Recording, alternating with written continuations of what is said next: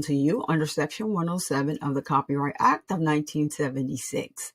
Allowances is made for fair use for purposes such as criticism, comment, news reporting, education, and research. Fair use is permitted by copyright statute that might otherwise be infringing. Smash that like button. Let's go.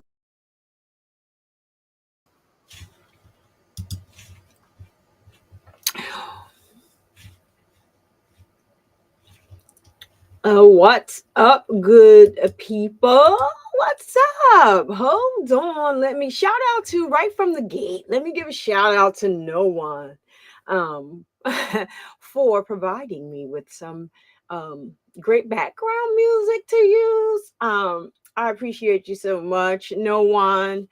Thank you. And let me get this. Let me get it up here. I think it's pretty dope.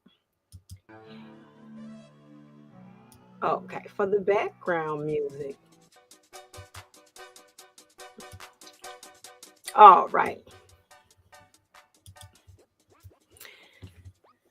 What up, good people? It's your favorite breast cancer survivor, Survivor Speaks, back with another live stream. So, as you all know, we have been looking at the Iyana Sawyer story and comparing the parallels between the two stories about Iyana Sawyer and Naziah Harris. Dog it, I forgot to make the Iyana emoji. I've been busy, y'all. I'm tired. You see, I got a new screen. I was trying to, designing this yesterday, and I kind of like it. So, this is a story of the two young lives that of two harrowing stories and unsettling echoes that cannot be ignored. I got some other information that I didn't think about, but I'm going to put it out there once I'm done just explaining what we're going to do. Like, I got this. Let me write it down because your girls' chemo fall kicks in all really, really quick sometimes. So, yeah. So I need to make sure I mention this. So what happens when two cases separated by time and space share chilling similarities that demand deeper investigation? So welcome, everyone. Today, we're continuing the parallels between two heartbreaking stories, Iyana Sawyer and Naziah Harris. These cases are more than just headlines. They're windows into systemic patterns, unanswered questions, and the search for justice. What do these cases tell us? Not just about their victims, but about the world that we live in. So stick with us because this is a conversation that we all need to have, right? So we're going over the Iyana Sawyer story. However, we are keeping in mind how eerily similar the case is to the Naziah Harris case. So if you hear me reference the case, it's because we still have a focus on the Harris case. So I want to pay attention to the similarities of the two young ladies and the monsters that stole their innocence and then disposed of them like they meant nothing. All right. So I did want to bring something to you that I'm just remember. I heard it and it kind of went over my head. And then, just doing research, watching, different people reporting on this because it has the world in a grip. So we all know that when Naziah Harris was unalived, she was pregnant. So the detective said that they could not get in talk to Shannon Harris because Shannon Harris was in the hospital, but she never said for what. Now thinking back and rewinding, Shannon Harris has a 2-year-old child. So that means that when Naziah was pregnant, now come on, y'all, she was pregnant as well. This child is allegedly Jarvis Butt's child. My mind was blown. Oh shit. I said, girl, you're not paying, girl. So yeah, it is just totally like insane. I'm gonna look more into that. So here on the Survivor Speaks channel, I'm only giving you truth. What we know right now is that Naziah Harris is still missing. They have not found her. I have not seen anything otherwise.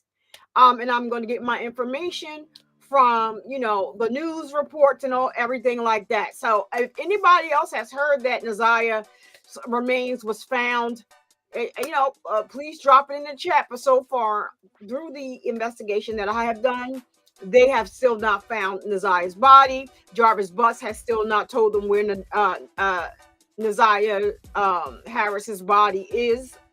He's going to trial. So that means that he hasn't told them anything as of yet. We'll learn more about that case on March 7th. So let me just go over here and see who's in the building, get some shout outs. And then we're going to get right into where we left off yesterday. So we got Tat Clouds in the house. What up, Tat, Tat, Tat, Tat, Tat, Tat. Hey, hey, hey. Thank you so much for always being here and supporting. Char Diggy in the building. So, Char Diggy, thank you so much for all that you do. And always like just stepping in the forefront. Char Diggy is such a leader. I love her, for all that she does for this channel and also for all the other channels that she mods for. Thank you, Char Diggy. Love you, girl. Thank you. And then we have, who else we got down here in the building? Blackbird. Hello. This is my first time seeing you here, so welcome. I hope that you will enjoy the content as we get into it. We're reviewing the Iyana Sawyer case, but every now and then I'll give a little commentary on the similarities to the Naziah Harris case. So I believe that everything is out there about the Naziah Harris case, but every day we do learn something else, and the case gets sicker and sicker as time goes on. So welcome and thank you for coming. Don't forget to hit that subscribe button, hit the like button. Let me know that you enjoy the commentary, and I'm glad to have you here. All right, thank you so much. So then we have Tyron Motif, my brother in the house. Hey, Tyron, thank you for coming over. And that's my brother, y'all. That's Tyron Motif. We are here when it comes to the Christian Rock support. Now, I don't do much Christian Rock content over here, so they have enough going on in the sector, but this channel is a strong Christian, day one Christian Rock supported. If you say anything negative about Christian Rock over here, you might get booted. I don't play that. So far I haven't said her name, so we haven't had any issues over here. But let me just put that in the forefront again. You will be booted, suited and booted. I don't play the Christian Rock slander. We're going to give her grace because we was all young at once. She has to learn. Give her grace. That's all I'm saying. Leave her alone. Stop talking about her baby. You have to know about her baby. I saw a disturbing video on here yesterday about her baby. You need to go to jail. Oh, no, I don't like to send nobody to jail. YouTube jail. That's ridiculous for you to take your whole time out to put somebody's baby in an incubator and say that they are in critical condition. Y'all need to stop talking about folks' kids. If something is wrong with that girl, baby, that's her business. But let's get back on topic. I saw my brother Tyrone Motif automatically. It comes up. I'm sorry. Let me see. FFS in the building. We know FFS is going to FFS you right on up if you get in here and be disrespectful. So we no bullying in our chat. Keep it cute. You will be muted, and no telling what FFS is gonna say out of his mouth. Laugh always. She gonna make sure the likes is liking every single time. Every single time. but this is my warrior right here. That's right. We only use proof. We don't do clickbait over here. We don't have any information that baby's remains were found, and we are not saying that over here. So I'm not doing anything just to get a click and a view. It's not going down. Thank you, Child Diggy, for being the warrior in the chat. Who else we got in here? Tat, did I say hi to you, Tat? If I didn't, I'm gonna say it again. That's my Tat Clouds, always supporting. Thank you for being here. And we got the baddest, one of the hardest working brothers on the YouTube, my flesh of the gods, brother. What? Hold on, let me let y'all hear. Now y'all tell me if y'all can hear. Y'all know this soundboard thing be acting crazy when it feel like it. So we're going to play our Flesh of the God soundbite over here. This is how I feel when I go over to his channel. Go over there and sub up. Go sub up. As a matter of fact, y'all go over there and sub up to Tyron Motif. Check out his music page. You talking about awesome flesh. Give me a minute. I got to go back to Tyron. Tyron Motif be dropping them bangers. You hear me? You hear me? All of the New York coming out of him. Go over there and sub up to my brother Tyron Motif. He be over there. He don't have no filter. It's a comedy show over there. He gonna read you the riot act. All that. Hey, pretty faces. You want to face fight with y'all ladies. So, Flesh of the Gods. Y'all gotta go over there. Flesh of the Gods is the hardest working man on the YouTube. And I said it. Don't debate me on that flesh. It just be all types of crazy stuff going on over there. Screen blowing up. People blowing up. Animations talking, people asking, where are the reports? So it's just a lot going on. This is how I feel when I'm over there. This is his sound bottle. Humans weren't meant to perceive things like this. That's how I feel when I'm over there. Y'all gotta go over there and check out Beth, aka Methany. She is the police dog that is going to be patrolling Cleveland Street. So they gave us a little review of Beth, aka Methany. She's struggling, y'all. She didn't even start the job yet. She's struggling, can't walk up the goddamn stairs. She bow-legged, got all types of crazy ass stickers on her. Oh shit! I just don't know what it is, but Flesh of the Gods, of course, them put some goddamn Jordans on, Beth. Get over here and subscribe to Flesh of the Gods. Flesh, I request it. And I hope you can make this happen. Flesh, I want you to make Beth blow up. Because she can't. I want you to get to her before the kids get to her over there on Cleveland Street and tie her ears up. So Flesh has a premiere coming on today at 9:30 p.m. Eastern Standard Time. You don't want to miss his premieres, but you don't want to miss when he goes live either. So go over there, like, share, and subscribe. Hit that notification bell so y'all know when my family, Flesh of the Gods, is on doing his 1, 2, 1, 2. Even though, Flesh, I want to know, just let us know down in the comments if you thought your lawyer choice. Because, Flesh, I'm done with you. One Nation. What's up, One Nation? Good morning. Thank you for being here. I appreciate you. K2 Hop, good morning. I appreciate you. Thank you so much. Brooklyn. Hey, Brooklyn is a friend to the show. What's up, Brooklyn? Good morning. And I missed your shout out yesterday and I was bothered by that. So I just wanted to let you know today I'm on it. So who else we got here? I like to say hello to everyone. AOBD, what is going on, family? I like to see when you in the chat, because when you're not here, AOBD, I'll be like, where's I ain't seen AOBD in I don't know how many days. So it's a good thing that I'm able to pick up that you're not here, AOBD, because that means that you're right here. You are right here. All right. And so Denitra, this is my survivor sister.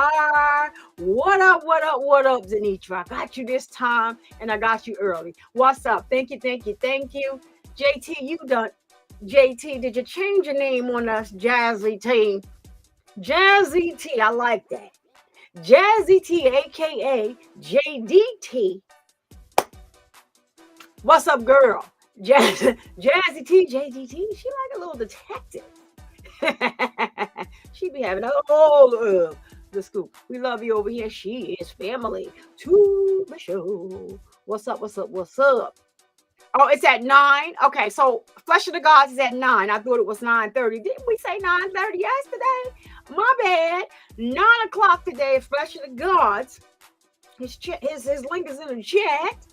Go on ahead and hit him up and don't miss out. You're gonna love it over there.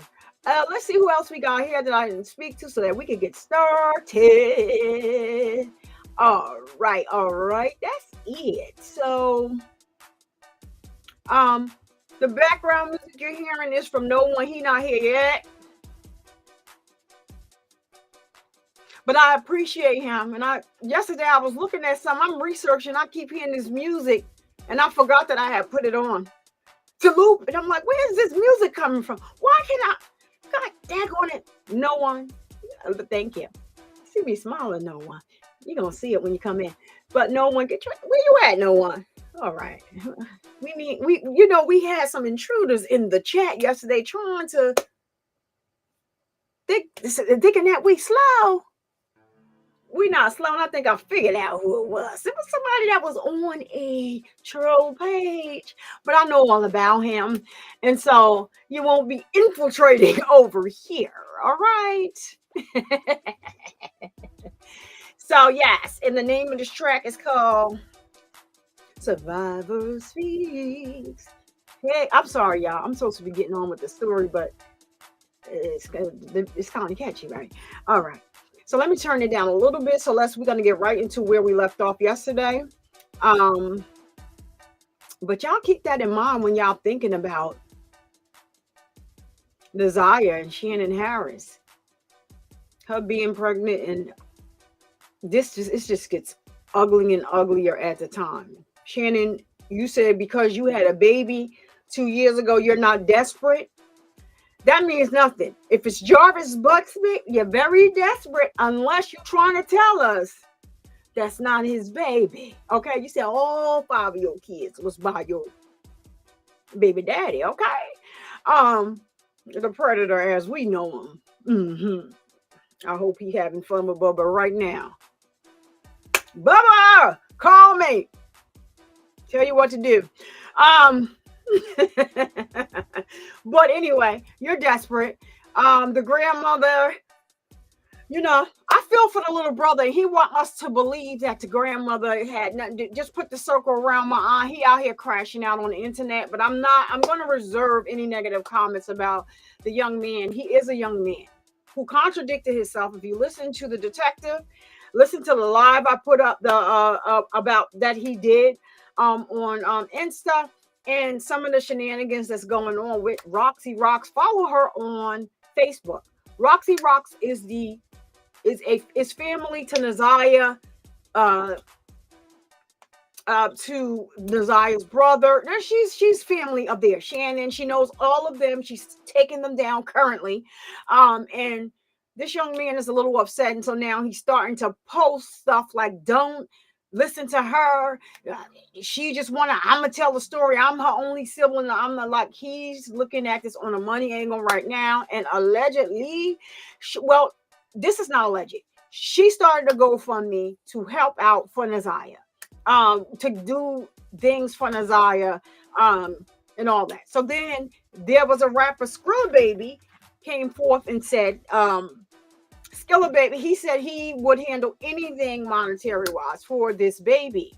So the cousin Roxy and the grandmother were on the GoFundMe as jointly. So Roxy asked GoFundMe to refund everyone's money, but they still had to get that information from Annette too. And I think she wasn't trying to refund the money. She was trying to use it, okay? Oh shit! She wasn't trying to refund anything. And so now they're trying to attack Roxy, saying that she's lying about what? But Naziah's brother, Roxy, tried to get him out of there too before he started running away. He wasn't here when Naziah went missing. He was out of town, allegedly.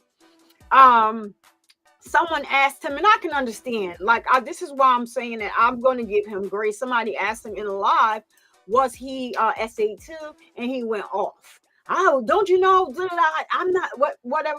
Like, he's a young man. He does not want to be associated with that, even if it happens, right? And so I can understand that. And, people need to realize that I think he's a victim too. In my eyes, that's the way I'm looking at it. Even though the stuff he's saying makes no sense, he's contradicting himself all over the place, because you told the detective, according to them, that this a relationship, or whatever you want to call it, situationship, predatorship with a minor, have been going on for a while.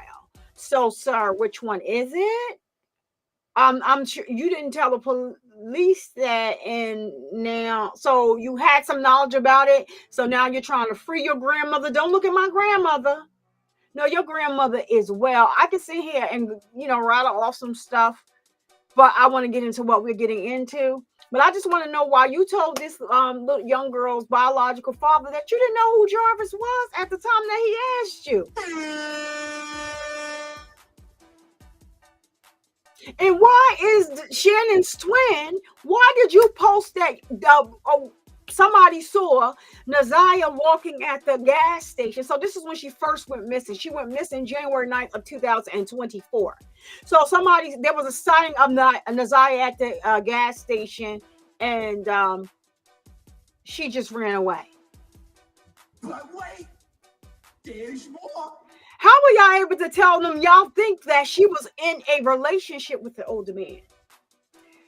There's so much sick-ish when it comes to this case. Go on over to my community wall and please sign the petition. We need them to lock Annette and Shannon up expeditiously, because they got on the stand and they perjured themselves, baby. I could stop right there. You perjured yourself on the stand. You were still covering up for Jarvis on the stand. I'm not understanding that. But anywho, y'all know how the it's green in the chat. Hold on, wait a minute. Family, come through. Okay, that is Flesh of the Gods. Thank you for gifting 5 memberships. And if you received a gifted membership from Flesh, please tell him thank you down in the comments. At him, because we like to call people out by name, right? Flesh of the God has his own channel emoji down on the bottom there. He is the red, black, and the green goat down there. Please drop some Flesh of the Gods emojis in the chat if you were given a membership. Those emojis are channel emojis specifically for members. So we're going to see, here comes drama. Please thank Flesh for giving you a membership and turning you green, adding to Survivor Nation. Thank you, Flesh, for adding Another one. All right, so I can't with you today receive the membership from Flesh of the Gods. Please drop his channel emoji down in the chat. And everybody drop some umbrellas. We call them slime umbrellas. Drop that down in the chat so that we know that he's out here making it rain. Another one. All right, we got Lucy you received a membership from Flesh of the Gods. Please tell them thank you down in the comments for turning you green. Please take advantage of the special channel emojis for 30 days because you're now a member. Thanks, Flesh. Thanks for turning somebody else green and giving us Another one. All right. Look, I told y'all. I told you guys Laugh gonna be out here saying, "Babe, people didn't hit the like button." Let me tell you something. She be on it. All right, so we got Libby. You were given a membership by Flesh of the Gods. Please tell him thank you and drop his emoji down in the chat. And I love your profile picture, by the way, Libby. I just love it. I love animation. You see Mini Viver on the screen. She's also a channel emoji. She's bad as heck. But we love Mini Viver. Y'all can drop some Mini Vivers down in the chat. But drop some Flesh of the Gods down in the chat. Some Slide Brothers for growing the family. We are glowing and growing people. Thank you, Flesh, for adding Another one. And CC, please tell Flesh of the Gods. Thank you in the chat. He just turned you green, so you have access to the channel emojis for 30 days because you are a member. Thank you, Flesh, for turning someone else green. Another one. Thank you. All right, now let me see what we got down here. I was getting ready to go on ahead, and so thank you. Right now, we got Flesh of the Gods is the sponsor of the show so far. And we're gonna make sure I'll update the banner as soon as I start the video. All right, y'all, let's get into this video now. I think I spoke to everyone that's here so that I can see. Shout out to the people watching on FB and the Twitters. Shout out to y'all. Come on over here to the YouTube and hit the like button. Then you can go back on over to the Twitter if you want to watch from there, or the Facebook. But we want you to come right on over here to YouTube and join in the interaction over here in the comments. But it's up to you if you want to stay over there on the Twitter. That's fine. But just come over here and give your girl a like. Thank you. It means so much. It'll get this video out into the algorithm. And that is what we are trying to do here, is to make people aware. And so we're going to go ahead and start today's video. This is the Iyana Sawyer story. And Jonathan Quiles, the predator, who is now serving life in prison. We don't care. He doesn't have the possibility of parole. Life is life in Florida. They don't, and they give you life. That's it. You don't have to say none of that because that's what it is in Florida. Life is life. You're where you need to be in your permanent home. Jonathan Quiles. See, that's the problem. They think some people still stuck on that light-skinned pretty boy stuff. Baby, it's cracked up to be. All right. So let's bring this on and see where we are starting from today. Y'all know that I love me some Judge Anthony Salem. He's one of my favorites. Love the way he's handling this case. And today, guys, let me see if I'm going to speed it up to 1.5. Let's see if that works for us. If not, because I really want to hear this case. If it's too fast, I'm going to take it back down. But let's see what it's going to do for us if we started there. All right, so let's go.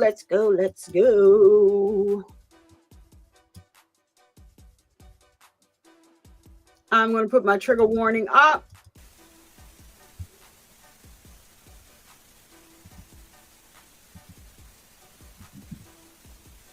Let me see if I can get that background noise out of here. But let me do this first.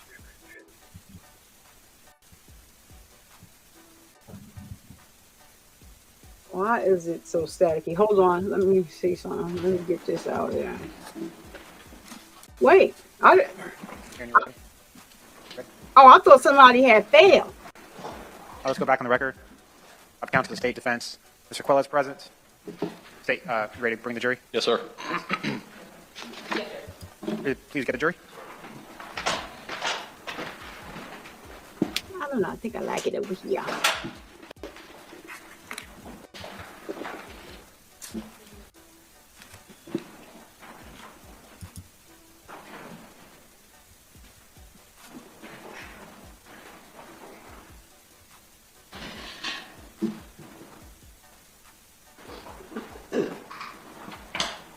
Jury re-enter the court.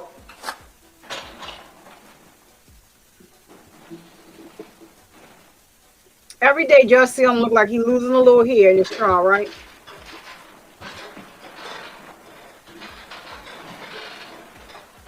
Welcome back, everyone. We had a nice lunch break. We're going to continue with our trial, and State, you may call your next witness. Thank you, sir. Officer Gerald King.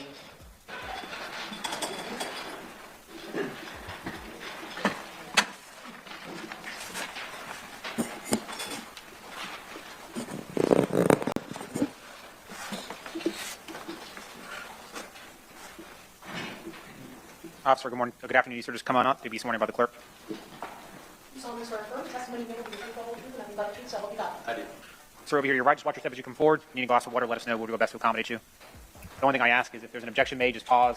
Let me roll on the objection, and we'll go from there. Yes, sir. You can adjust the microphone however you deem necessary. That's it, State. You may inquire. You're ready. Thank you very much, Your Honor. Officer, will you state your name? Gerard Thomas King, Jr. And are you currently employed? No, sir, I'm not. Did you recently complete a law enforcement career? I did. I retired after 28 years. Yes, sir. Will you briefly give the jury an overview of where you worked? I worked at the Bellevue Police Department in Central Florida for 3 years, and then I had a 25-year career at the Ocala Police Department, which included 23 years in the K-9 unit. Will you now describe briefly what your duties are as a K-9 officer with a K-9 unit assigned to you? Basically, when you're assigned a K-9 unit, you assist patrol in any manner that they need. It just so happens that my K-9 was trained in narcotic detection, cadaver detection, and also patrol, which includes tracking, building searches, and that kind of thing. And what was your K-9 unit's name in 2018? His official name is Zorba 2, but we called him Knox. And would you spell Knox? N-A-U-X. Was there something special about a K-9 unit that is cross-trained, as you just mentioned? Well, I believe at this time we were the only one in the state of Florida that was cross-trained. All right. In both the areas of narcotics as well as cadaver scent. That is correct. All right. Will you explain briefly how your dog is trained sort of separately and what his alert signals are? Well, his alert signal for narcotics was to sit and stare at the point that he smelled the narcotics the hardest. For cadaver, he would lay down, because normally a cadaver is close to the ground or under it. His alert was to lay down and look at the ground, then look at me. All right. And how long was K-9 Knox your partner? Roughly for 5 or 6 years. I actually achieved him after he was with 2 other handlers that did not work out. Right. When you retired, did Knox retire? They allowed him to retire with me. Right. Now, directing your attention, officer, back to December of 2018, leading into January of 2019, were you employed, as you've stated, at that time with the Ocala Police Department? Yes, I was. All right. Were you called upon to assist the Jacksonville Sheriff's Office in a search at the Otis Road landfill, Duval County, Jacksonville, Florida, in January of 2019? Yes, I was. Did you respond to Jacksonville? Yes, I did. Did you do that on several days? Several days. And did you do that at each time with accompanied by Knox? Yes, I did. Can you just give the jury a general description of what you were advised you were looking for at the Otis Road landfill? Well, to the best of my recollection, it was to attempt to locate a possible female that was pregnant that possibly had been murdered. All right. Now, is there any way to communicate with your dog with respect to what he's scenting, whether it's narcotics or cadaver, or will he do the signal each time he smells either? Well, basically, he will search for the command that I give him. And I have done this in court before where we have done 2 tests in a courtroom setting. One was a cadaver search and one was a drug search. And he alerted correctly to the drug and correctly to the cadaver search in the courtroom. And obviously, do those commands differ with respect to what you're giving Knox? Yes, they do. All right. And does he always maintain consistency in the commands that you give with respect to what he's scenting for? Yes, sir. It's because we train a lot for it. Now, directing your attention to the days, I believe, of January 25, 2019, January 28, 2019, February 4, 2019, were you at the Otis Road landfill with Knox on those days? I believe so. I believe those were the days. All right. Now, with respect to the searches that you were conducting on these days, any time, if he did, that Knox alerted on a cadaver smell, did you alert JSO personnel? Yes, I did. Do you recall just sitting here now how many times that was? I cannot recall. Would you agree there was several? Probably more than likely. Yes, sir. Now, would you explain to us the quantity or kind of give us an idea of how much cadaver smell needs to be present for Knox to alert? I trained Knox myself with cadaver work. At first, we got the training aids over Arizona, which consisted, when you train the dogs, you... Hold on, y'all. Because wait, I knew I was hearing something else. Where is that at?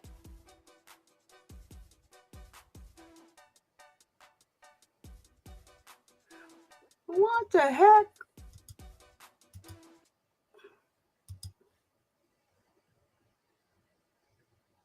You have real human body parts that you train with, and there is no substitute, in my opinion. The smallest piece that we had, and in lack of better terms, it was chunks of human flesh is the smallest. Some of the flesh involved bone with it, some tendon, some skin, but as small as, I would say, an orange, and that would be a sliced orange, to as big as an entire foot. So with respect to his training, he's trained to alert with a substantial smell of human flesh. That's correct. And or human remain. That's correct. Now, would you describe for the jury what if that feint is small, like if you pulled off a Band-Aid off of a human and it was thrown into a dump or trash, would your dog be able to alert on that? We did not train that way. We did not want to alert to such things as a small Band-Aid. I'm not saying that he would not. I'm saying we did not train that way. Yes, sir. I never utilized anything that small for him to alert to. What about with respect to a faint odor on clothing? It depends on how long that article of clothing was on a person that was deceased. Yes, sir. Now, in an area like a landfill, like you experienced on these dates in January, February 2019, would that in any way hinder Knox's ability to scent human decay? I don't think it would hinder his ability. It's the danger of it all, if you will. A landfill is very dangerous to search because there are things that can fall. There are things that will cut your dog, that will cut you.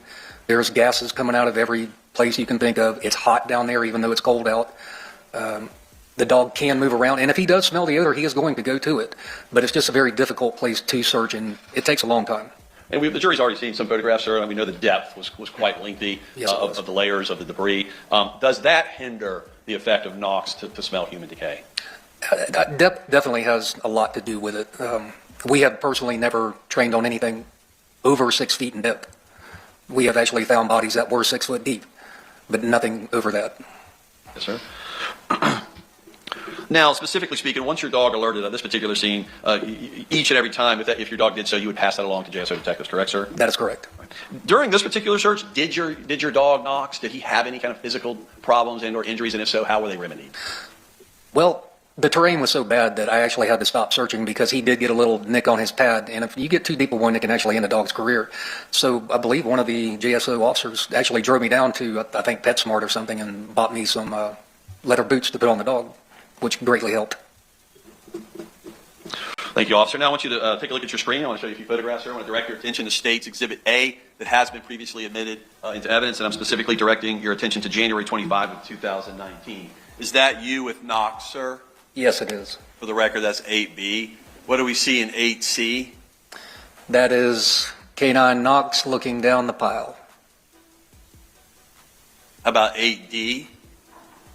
That is myself, and Canine Knox is to the left of me, facing the camera. Yes, sir. And does that height of the debris in front of you give an indication of the depths that you were dealing with Knox? I don't think that was the deepest that we had searched, but that's an indication of how we were searching. That's correct. 8E, what is that? That's Canine Knox. Now, I see him somewhat leaning forward. Is this the alert signal, or is it something where he completely lays down if he were to alert? He completely lays down. 8F? Canine Knox again. And 8G? And that is myself and Canine Knox. And I know it's kind of hard to see. Will you circle, if you would, where Canine Knox is, please? Our jury's going to look, and I see that they're looking. All right. How about 8H? And that is myself. And do you see Knox in that photograph?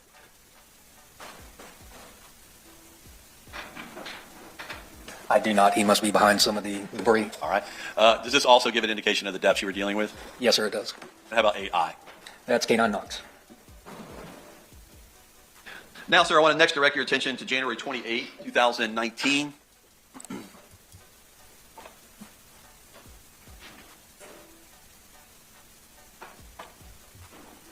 I want to direct your attention to State's Exhibit 9D. Do you see yourself in that photograph? Yes, I do. And are you able to spot Knox in that photograph? Yes, I do. Where is he? If you can circle him, please.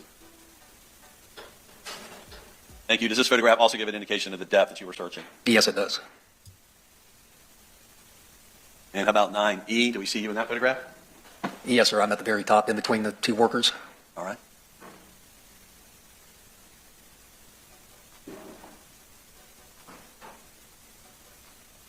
And, sir, now I want to show you day 10 of the search, State's Exhibit 10G. Can you see that, sir? Yes, I can. And what do we see in State's 10G? This is Canine Knox actually alerting. And that was my very next question. Is that the exact pose that you would show or your dog would show to indicate he has a cadaver scent? Yes, it does. And actually in this photo, and I don't know if anyone knows, but I had brought some cadaver aids with me. This is a pile that we had already searched and cleared the day before or the last time. I put a training aid right where he's at just to get him started in the morning, get his mind right on what to look for. Does that give you an indication that he was alert and ready for work? That's correct. And how about 10F? That is Canine Knox also. And 10E? Canine Knox searching. 10D? Canine Knox searching. And 10C? Canine Knox searching. And 10B? That is Canine Knox at the bottom of the pile. Yes, sir. And for our jury, I think that's a little difficult. Can you circle where he is and then 10B? Yes, sir. And lastly, on that day, 10A, do we see you and your unit next to you? Yes, I do. That's Canine Knox and myself. Okay. And then the last few photographs, sir, we'll jump to day. Leave 14. Directing your attention to February 4, 2019 on day 14. Do we see your vehicle in this photograph in States 14 double H? Yes, sir. And where is it if you circle it for our jury? Thank you, sir. Is that what you would travel to the scene each day in with yourself and Knox? Yes, sir. And actually, if you look at the back of it, there's the cooler that I had the cadaver training aids in on the back of it. And how about 14 double I? Do you see your vehicle in that photograph? Yes, sir, I do. You circle it for our jury? Thank you. Does that also give an indication of the expansive area you searched with Knox? Yes, it does. And lastly, in States 14 double J, will you do the same in that photograph as well? Sir? Now, when you turn the information over as each time Knox alerted to a cadaver scent, did you continue searching thereafter and let the sheriff's office deal with where he was alerting? I would notify them of where the alert occurred. They would search that area pretty good, and I would continue at a different area. And if they located anything, I believe that they did advise me. But as you can see, there was so much to search, I had to keep going, or we would have never gotten done. Yes, sir. Now, does the direction of wind affect your dog's ability to pick up a scent? It doesn't affect it, it enhances it. I get downwind and I can cover a much larger area. However, in some of these situations, as you can see, there were 25-foot tall areas that just drop down. That makes it kind of rough. Thank you for that. And then did you yourself, while you were working with JSO, yourself, other canine handlers, come up with a different idea with respect to determine whether what y'all were looking for may be affected by animal life, and if so, what? We had come to a conclusion that it's possible that in all reality, wild animals will eat human flesh. So to see if any of that was possibly going on here at the dump, I suggested that we put up some cameras facing the dump where you could see if any coyotes or buzzards would come in, and it would photograph them, and we would know the area that they would be at. And that was an idea you came up with? Yes, sir. Was that something you've seen in your training and more importantly your experience? Yes, sir. Did y'all ever find or notice any coyote or any other animal life that was coming there during the night or at any time? I didn't have access to the cameras, and if they did, I never seen it. Is that something that you have seen in your cases that animal life has actually affected human remains and or destroyed human remains? Yes, sir. I have seen that. Now, shifting gears a little bit, and lastly, sir, I want to talk to you about any other work you did in this case where you also directed during the month of either December or January of December 18 or January 19 to a place of business called Ace Pick Apart here in Jacksonville, Duval County, Florida. Yes, it was. Did you go there? Yes, I did. Did you go there with Knox? Yes, I did. Can you give it the jury an indication of approximately how many vehicles existed on Ace Pick Apart's premises? I was astounded when I first saw the overview picture. It was about 5,000 cars, anywhere between 3,000 and 5,000 vehicles to search. And were you instructed or asked by law enforcement with JSO to walk Knox through that facility? Yes, I was. Were there ever any times during when you were perusing the premises that your dog alerted on anything at Ace Pick Apart, and if so, what? Two alerts that come to mind. One was, and it was one of the first alerts, was by what was later told me to be the car crushing mechanism, the big red box, I believe it was. And there, And if you train with your animals long enough, you can tell when they're in a large amount of odor or when they're in a small amount of odor. This seemed to be a larger odor to him, to where he could not pinpoint it. But his mannerisms, the way he put his nose in the air, his tail in the air, he circled, and then he just could not pinpoint where it was, but he looked at me, or laid down, looked at me for the alert. That told me he was in odor. He just could not tell me where it was at. And does that give you an indication, based on the training of Knox, that it was a large, heavy presence of cadaver smell? That's correct. Now, did you point that out to the sheriff's office? Yes, I did. Okay. Will you analogize that with, like, for example, he's also trained with narcotics. Would he do something a little different if he found a large portion of narcotics versus a little bit of narcotics? If there was a very large portion of narcotics that he has not been exposed to before, I would see him doing something similar if he could not pinpoint that. Right. And the not pinpointing exactly where, is that a great indication for you that your dog is scented a heavier scent? That is correct. Of what he's searching for? That is correct. All right, and I think lastly, you mentioned there were 2 alerts at Ace Pick-Apart, one near this car crusher. Where was the second alert that Knox did during your search of these premises? The second alert was actually near the very last section of the salvage yard that I searched. It was actually in the last corner section that I searched, and it was a beautiful alert. We were working downwind, and it just pulled him off the row I was in to go straight to this car. He circled the car 3 times, jumped up, I believe it was on the rear window, put his nose in the window, and then turned around, laid down, and looked at me. It was a textbook alert. Yes, sir. Can you give our jury the best your memory can tell us where on the lot was this? Was it like near the front, the middle, way in the back? Was it a secluded area? Like, where was it? It was in an area where I would assume not many people go. Like I said, it was the last section that I actually searched. It was in the northeast section. I started from the northwest section of the salvage yard and worked my way to the northeast. So the very last set of vehicles that I searched. Right. And with respect to that second alert, and only second of only 2 alerts on that property, did you notify JSO of that as well? Yes, I did. One moment, Your Honor.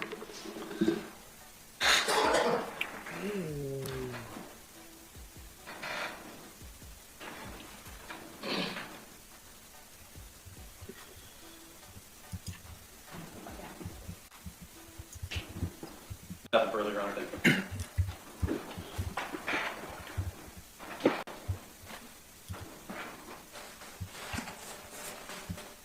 Afternoon, Detective. Or how are you doing today? Retired. Congratulations. All right. So let's start with the Ace Pick-Apart, or I'm sorry, I'm going to the Otis landfill. With that, now, isn't it in fact true that Knox could or potentially has hit on mattresses, right? For decomposition? I don't think I've ever. Are you actually talking about the landfill? Yes. I do not believe we alerted to a mattress. I could be wrong, but I don't recall that. Okay. Mattresses have human skin, cells, and things of that nature, though, right? Yes. And it decomposes or breaks down in time, right? I'm sure it does, yes. Okay. Now, the other quick question for you is, Knox hits on decomposition of flesh, basically, right? That's correct. All right. So it's not just human, it could also be animal, correct? No, sir. It would not hit on animal. That's part of your proofing process of your training, Okay. which you can get my training records from the Ocala Police Department, but part of your training is you will find a dead cat, a dead dog, a dead pig. A pig is actually closer to human than any other animal out there. That was going to be my question. And you proof them off of that. In Knox's case, he's never alerted to animals. He's only alerted to human. And that's documented in my training. Okay. But you brought that up, pigs specifically. Some cadaver dogs do give false alerts for that very issue having to do with a pig or other animals, right? That is correct. Okay, but Knox has not had that issue, right? No, sir. Okay. Now, in searching throughout all of the Otis landfill, you were shown that one photograph, 10G. That alert was a training to get his mind right for the start of the day, though, correct? That is correct. That's to get him excited. Okay. And that was to ensure that he was focused and he knew he was there for that day. That is correct. Okay. Now, in doing that, though, he did not alert on anything related to this case, though, did he? That's correct. Okay. Now, you had brought up the issue of, we're going to shift now to the Ace Pick-Apart. You go over to the Ace Pick-Apart after the Otis landfill. You said that there was an odor in the area of the car crusher, right? That is correct. Okay. Is it fair to say, though, with numerous cars going through that car crusher that may or may not have been involved in fatal crashes or anything else, that'll give off that odor, correct? Or could? It depends on I would assume the amount of bodily fluids that were exposed in the vehicle, whether there were still some parts of human flesh in the vehicles. Correct. over time? I mean, just repeatedly going through a car crusher, numerous cars that have been involved in accidents and things of that nature. It's possible because usually when they're compressing the vehicles, it all stays within the vehicle as it's carried away. Understood. All right. And I want to go into the description of the area that you were going into, if you don't mind. I'm going to have Ms. Michelle give me a hand with this, if you don't mind. Sure. There is a photograph of the area of Ace Pick-a-Part. If you wouldn't mind with Ms. Michelle. Referring to State's Exhibit 32. This is for Miss Michelle. Okay. If you could turn that and so that the jury can take a look at it at the same time. Could you point to the area that you were referring to, that you said where it was remote and where this, Yes, for where Miss Knox hit on? Michelle. Which one, the car crusher or the actual vehicle? Forgive me, the actual vehicle, please. The actual vehicle, I believe, if memory serves me correct, it was in this area, right in here. I remember there was a large amount of water around us when the alert took place. Okay. And did you come to learn that that area is actually not part of Ace Pick-a-Part? That is actually leased to Ace Towing. Did you know that? I have no idea. I just searched the areas that they told me to. Okay, so you just went through the entire grounds there to ensure that the area was searched? I was specifically asked to search that area. Okay. Did you search the rest of the area of Ace Pick-a-Part? I searched every one of these rows with all the vehicles there. It actually looks like they've added on. I don't know when this picture was taken, but it actually looks bigger now than it was. Okay. I believe this much. Okay. I could be wrong. I'm just going back from my memory. All right. And the vehicle that you searched, do you recall what type of vehicle that was? I do not. But you did say it was a textbook alert by your canine. Correct. It was in the, I think you said the back window area? Yes. I believe it was the only window that was partially down. Okay. And of that, though, you don't know when that vehicle got there or anything? You just I have searched? no idea. Okay. Okay. If I could just have a quick second with counsel here.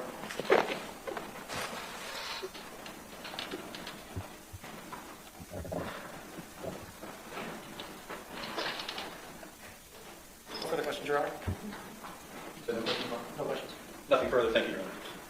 Detective, good to see you, sir. Have a good rest of your day, and congrats on your retirement. Sound like you're proud of it, as you should be. Thank you.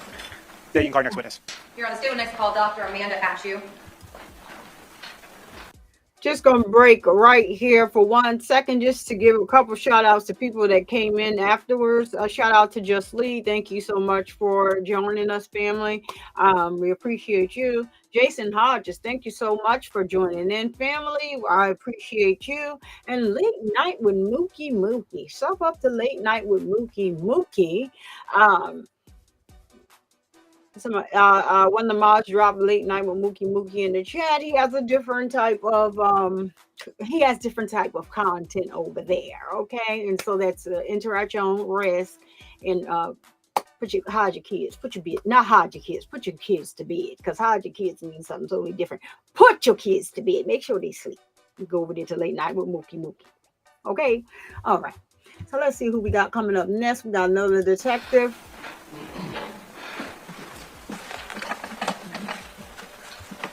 Oh, come on, Judge Salem. Why you do that?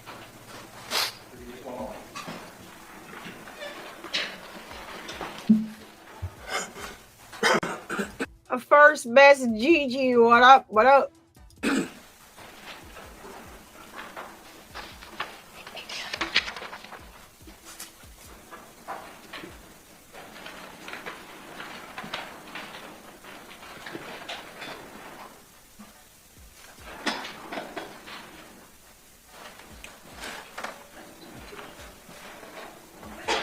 God bless you.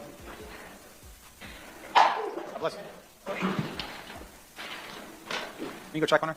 I'll check her on. I was told she was here, so she might run to the restroom. Something is driving me You need a break? bonkers. The wrong time. And members of the jury, feel free to stand and stretch. Yes. And you don't need me to let you know you can do that during any break of the action. Feel free to do that on your own regard. I know it gets a little uncomfortable.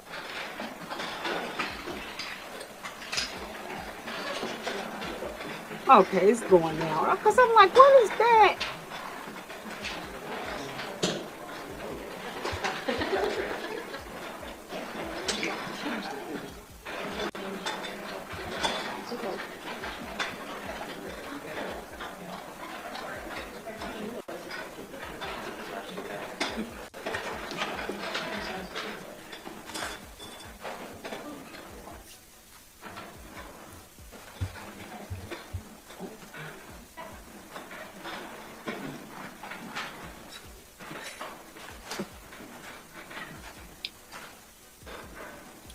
Mookie, I ain't yawn till you came in the room.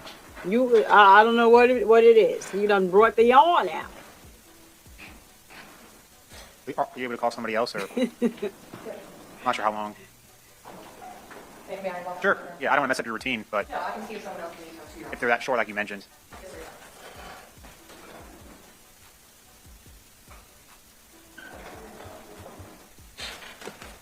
What's still going on? Wait.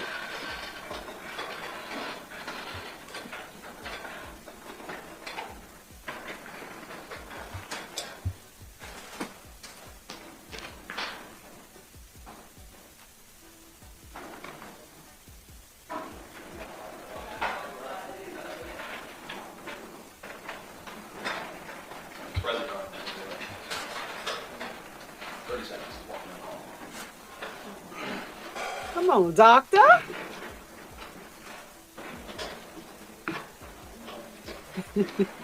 Yes, you did.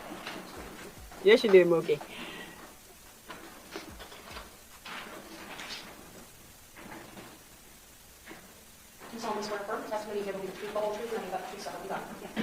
Doctor, good afternoon to you, ma'am. Just watch your step over to your right. There's a slight incline. Need a glass of water, let us know. We'll do our best to accommodate you. If there's an objection made, just ask that you pause before answer the question. Give me a chance to rule on the objection, and then we'll go from there. That's it. State you may inquire. You ready? Thank you, Your Honor. Good afternoon. Hello. Please introduce yourself to the jury. My name's Amanda Atchison. And could you please spell your last name? Atchoo. And where do you generally live? In the Jacksonville area. And what do you do for a living? I'm a certified nurse midwife. And who's your current employer? UF Health. And how long? I've been there for over a year. And can you tell us a little bit about your educational background? Sure. I achieved my doctorate of nursing practice degree at Wayne State University in Michigan. It's about 9 years of education. You have to get your bachelor's of nursing education first, and then you go on to get your doctoral degree. And do you also participate in continuing learning education courses as well? Yes. And you had stated that you had worked with UF Health for about a year. Where did you work prior to that? North Florida OBGYN. It's now WCF, Women's Care Florida. They were bought out. And how long did you work for them? 4 years. And were you also a certified nurse midwife at the time? Yes. And what were your duties and responsibilities as a certified nurse midwife with the North Florida OBGYN for what was named at the time? I practiced full scope midwifery at that practice, which means I did women care, so annuals, contraception appointments, and of course obstetrics. So if a woman was pregnant, I'd do the confirmation of pregnancy, see them throughout their pregnancy, as well as do their delivery. Now, I'm going to specifically draw your attention back to December the 13th of 2018. And were you assigned a new patient? I'll say her name first, and then I'll use initials afterwards, of the name Iyana Sawyer. Yes. And did you yourself see IS on December 13th, 2018? Yes. And prior to today, have you had an opportunity to review the medical records associated with your visit with IS? Yes. Did that help refresh your recollection? Yes. And do you also have somewhat of some independent memory as well of meeting with IS? Yes. Was anyone with IS when she came for this appointment? Yes. And who was that? Her mother. And what type of appointment was set with you on this particular date? A confirmation of pregnancy. And during your visit, did you also ask what her age was? Yes. And how old was she when you saw her? 16. Now, what did you do, doctor, when you first met with her and you're confirming pregnancy? What are the steps that you take during this visit? I introduce myself. I get a medical background of any other conditions that may be pre-existing. I get a social history, whether or not they're on drugs, smoking, all those things, surgical history. I also try to develop a baseline rapport. I don't get in depth in the interviewing process because sometimes it's that trust issue. They don't really give you all the information up front, but I just do a basic interview with the patient and establish whether or not she's pregnant, how far along she is. And Dr. Atchison, did you determine whether or not IS was pregnant? Yes. And what did you opine? I'm sorry? I mean, did you verify she was pregnant or not? Yes. And was she? Yes. And so when determining when someone's pregnant, what are the other factors that you determine in this first visit regarding IS's pregnancy? Pelvic exam, fundal height, ultrasound, and Doppler tones to confirm a heartbeat. And were you able to determine that the baby did in fact have a heartbeat? Yes. And you also determine the mother's blood type at that first visit? Yes, we get a prenatal lab work. Now, what about the baby's blood type at this juncture? Is that something that you would determine? No. And why is that? It's not available. The test is not available to determine the baby's blood type. So would that be a test that's done after the baby is born? Yes. Now, can you also determine how far along an individual is during this time frame? Yes. And were you able to do that with IS? Yes. And how far along did you determine IS was on December the 13th, 2018? 22 weeks pregnant. And how do you determine, doctor, approximately that she was 22 weeks along? Typically, it's the fundal height that's consistent with how far along they are. And then the ultrasound at that time, we would have been using a femur length. But yeah. And did you also, though, ask some additional background information regarding menstrual cycles with IS? Yes. And was IS able to provide you that information? Yes. And did she provide you approximately the early July timeframe? Yes. Now, did IS and her mother request a panorama to be conducted? Yes. What is a panorama? It's a genetic test that determines whether or not there's any genetic abnormalities that the baby's at risk for, such as Down syndrome is the most common one that people want to test for, but amongst other ones. And can it also determine the gender of the baby? Yes. And was that done in this case? Yes. And was the gender female? Yes. Now, during the entirety of this appointment that you had with IS, was her mother present? Yes. Is that common, doctor, for a certified midwife like yourself, when a juvenile is involved, to also have the parent or legal guardian present? It depends. In this particular case, why did that happen, if you recall? Typically, when it does happen, it's because the patient says it's okay if the mother's in the room. Now, was there any information provided to you during this visit of who the father was? No. Did you notice anything in particular about IS's demeanor during her visit? Yes. What did you observe? I documented that she was not making eye contact and that she was looking at the floor throughout our discussion.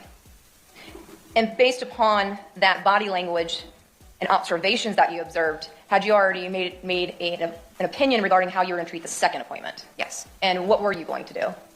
Once the mother's in the room or any type of family member that's in the room, it's very hard to backtrack. The second you say, I need you to step out of the room to ask questions, the stress level rises and then there's a lot of tension. So I documented that so I would know the next time to let the medical assistant know that the patient needs to be brought back by themselves so I could do a screening for any type of abuse.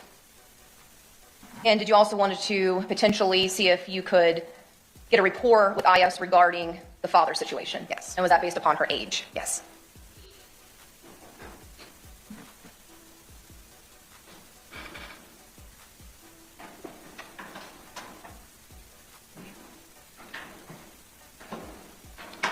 No further questions, Your Honor.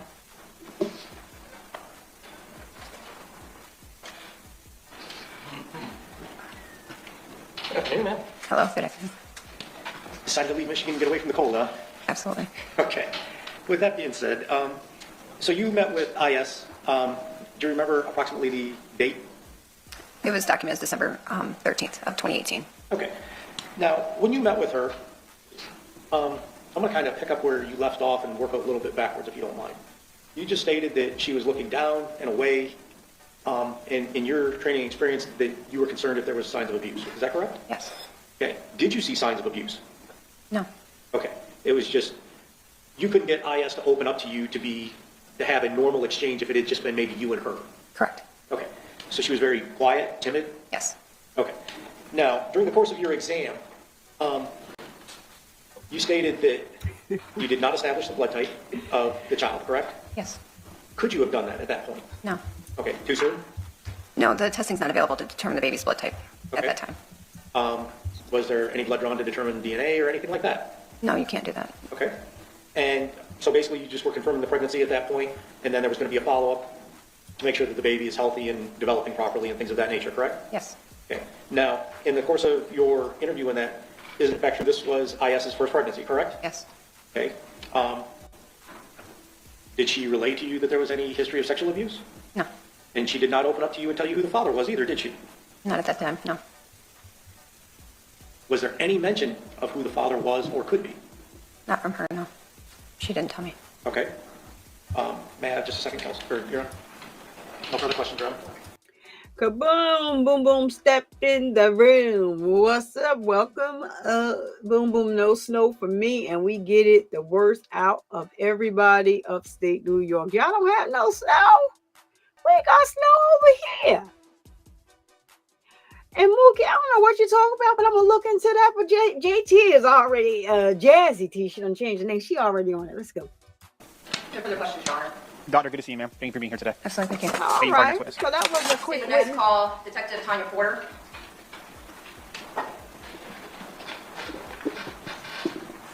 So he got they get the detectives out the way. I could have swore her sister testified right in the beginning, but I guess not. Wow. No snow. We got snow up here, child.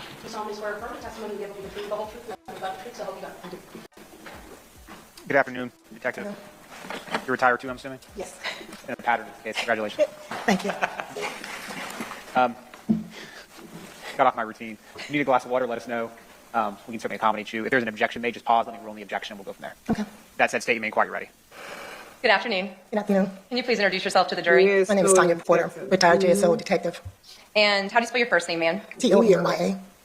And how long have you been retired from the Jacksonville Sheriff's Office? A year and 9 months. And how long were you tenured with the Jacksonville Sheriff's Office? 25 years and 10 months. When you retired, ma'am, or shortly before you retired, in what capacity were you with the JSO? I was still working in the missing persons unit. How long were you a detective in the missing persons unit? About 4 to 5 years, more so 5. Prior to that, Yes. I worked in several divisions of the sheriff's office. would that include other detective divisions? Yes. And would that also, ma'am, include patrol? Yes. Now, can you describe to the jury what were your duties and responsibilities of being a missing detective?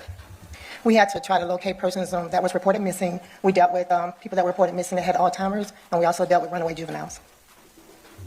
So just to be clear, you would investigate missing individuals of any age, potentially? Yes, correct. And ma'am, how did you get assigned casework? By a sergeant in the unit. So is it random? Yes. Or when you're on call? No, it's random. The sergeant just assigned the cases. Okay. I'm going to draw your attention, Detective Porter, back when you were still employed with JSO to December 21st, 2018. Did you get assigned a case involving Iyana Sawyer? Yes, I did.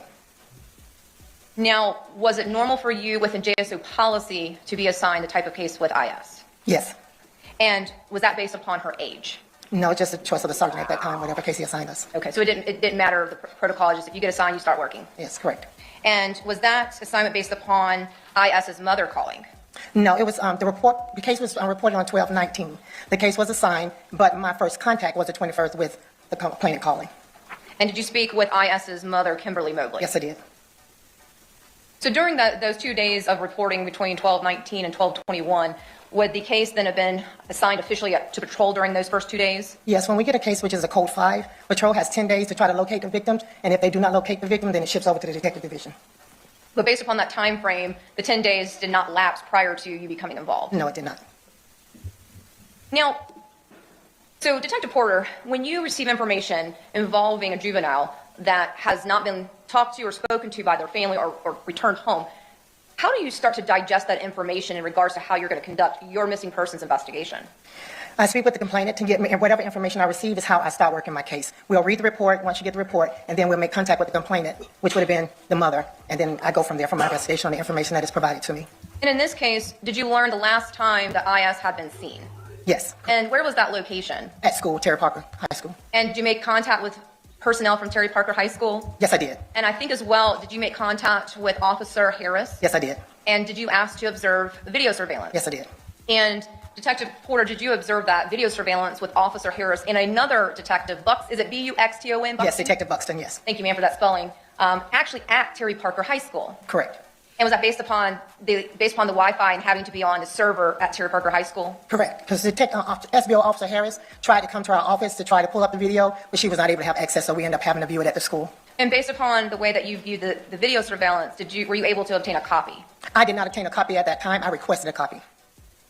And did you try to create a timeline based upon your observations from that video surveillance? Yes, I did. And based upon your observations, did you want to speak to some other individuals, meaning like her sister? Correct. And were you able to make contact with her sister, Naziah Sawyer? Yes, I did.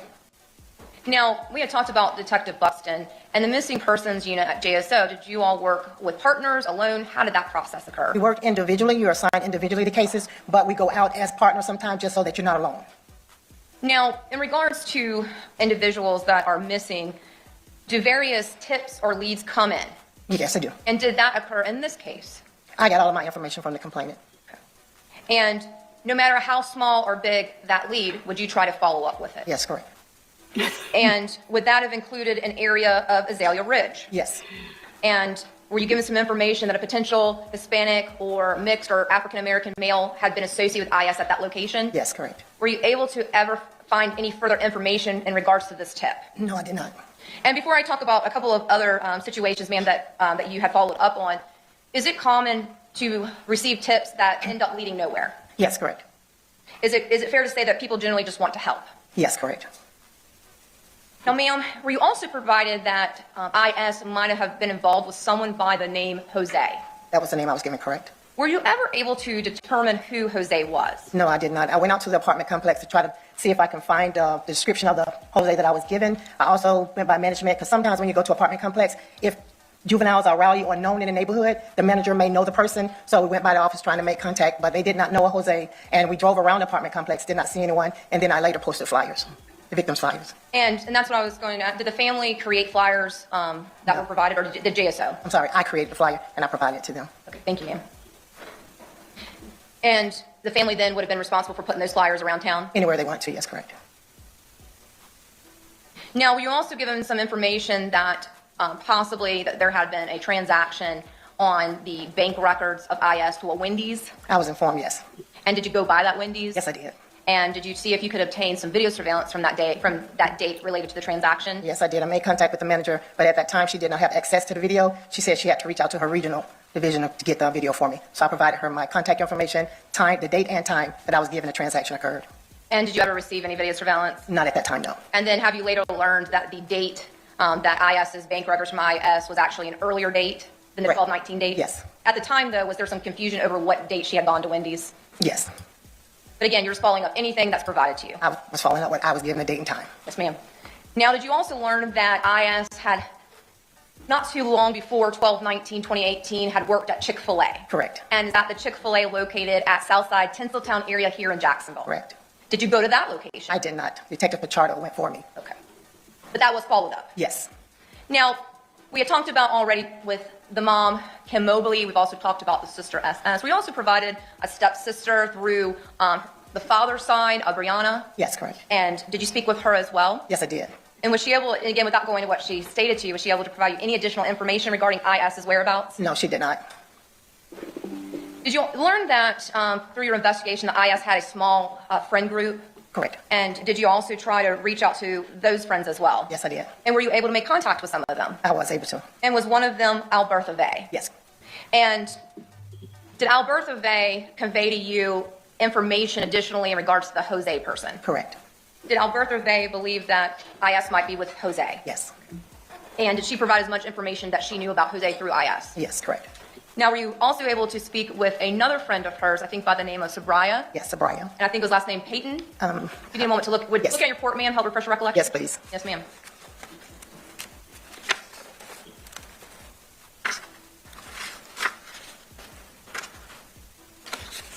Yes, Sabraya Payton. Could you spell her first name for the record, please, ma'am? Sabriyah. Thank you, ma'am. Now, through this investigation as well, we provided the phone number of IS. Yes. And did you attempt to call that number? Yes, I actually sent her a text because sometimes, although the juveniles don't respond to their parents, if we send them a message saying, hey, you've been reported missing, they'll contact us sometimes, even if they don't contact the parent. Did you get a response? No, I did not. Did you ever get a response? No, I never.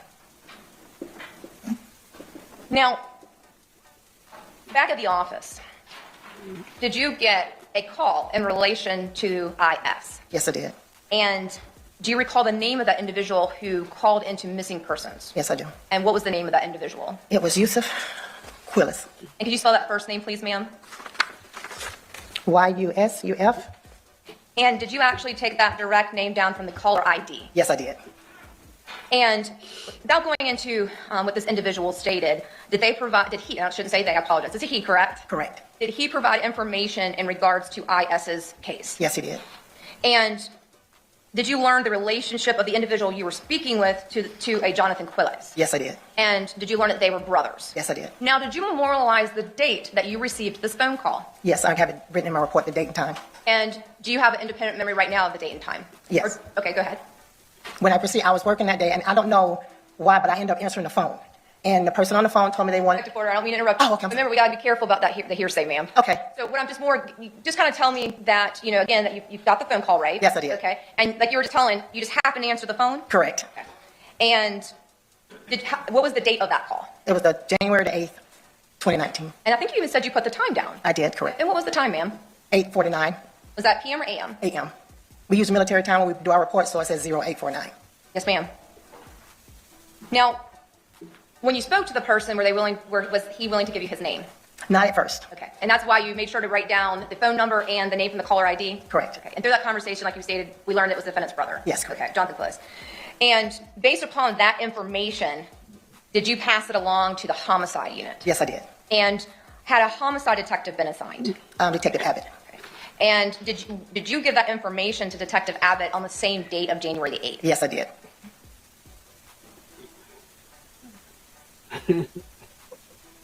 Now also too, Detective Porter, did you also learn of a case that had been pending from earlier in the year, from March 2018, involving a Kamar Humphrey? Yes, I was aware of that. And was that provided by Ms. Mobley, Kim Mobley as well? Correct. And did you reach out to him? Yes, I did. And were you able to make contact? Yes, I did. Now, was this in person, by phone? Can you tell us how you made contact? I made contact with him at his employment. And do you recall where he was employed at the time? Off of University in Atlantic. And was he willing to speak with you? Yes. And did Mr. Humphrey have any hesitation with meeting with you? No. Did you advise Mr. Humphrey why you wanted to speak with him? Yes, I did. And did you question him in regards to IS? Yes, I did. And did you learn that Mr. Humphrey was not in the area at the time? Correct. Had Mr. Humphrey gone to visit family for the Christmas holiday? That's what he told me.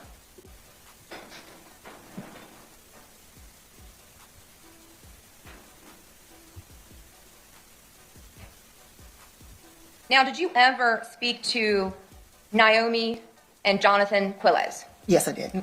Not John. Yes, I did. I think first, let me ask you this. Did you go to the residence? Yes, I did. And did you go to the residence off of Trout River Road? Yes, I did. And when you first arrived at the residence, was it just Naomi? I mean, it was Quiles at the time, but Mobley now. Is it just her at the house? It was her and Jacob. Okay. I was meeting both of them. And when you say Jacob, would that have been an older child that was of the defendant? Yes. I think about the same age of IS? Near, yeah. Okay. A teenager? Yes, a teenager. Yes, ma'am. And did you speak with her in regards to her knowledge of IS? Yes, I did.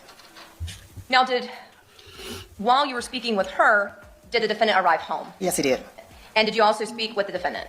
I actually was talking with Naomi. He would interject and say things as I was asking her questions. Okay. Was the intent overall at that juncture just to then speak with Ms. Naomi Mobley? Correct. Had you been provided any information to the complainant in regards to Jonathan Quiles being a potential suspect? At that time, yes. Okay. And is that why you did not want to speak with him during the middle of your investigation? Correct. And I think that you had met with Naomi, I think was it December 31st of 2018? Can I refer to my report? Will that help refresh your recollection? Yes. Yes, ma'am. The exact date and time. Yes, I met with her on January the 3rd. At the time is 13:25, which is 13:35, which is 1:35. Thank you, ma'am, for clarification on that date.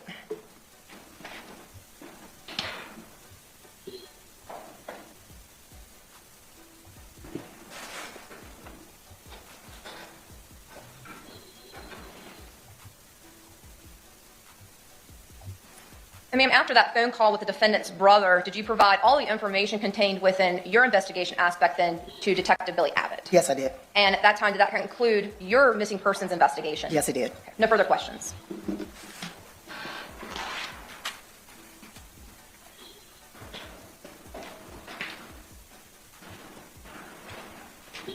Good afternoon, Detective. Good afternoon. Former Detective, congratulations. Thank you. All right. So a few questions for you. When this first started out on December 18th, 19th, you actually were assigned the case around the 19th or 20th, correct? Correct. It would have been the 20th. It was written on the 19th, so the reports don't come to our office until the next day. Okay. And to be clear, she was listed as a runaway, not endangered, correct? Can I refer to my report and I can give you the exact what is listed here? Yes, please. She's reported as a missing person. Missing person. Okay. At the start of your investigation, though, it looked like she was a runaway, correct? But yes, patrol has 10 days to follow up. When it's not anything that, any evidence of foul play, kidnapping, or anything like that, patrol has 10 days to follow up, and then we get involved. And then sometimes we get involved, like this case, before the 10 days. Okay. Wouldn't it be fair to say you guys got involved, meaning, when I say you guys, meaning your division, missing persons, got involved because the family was adamant about having this followed up on sooner rather than later? Correct.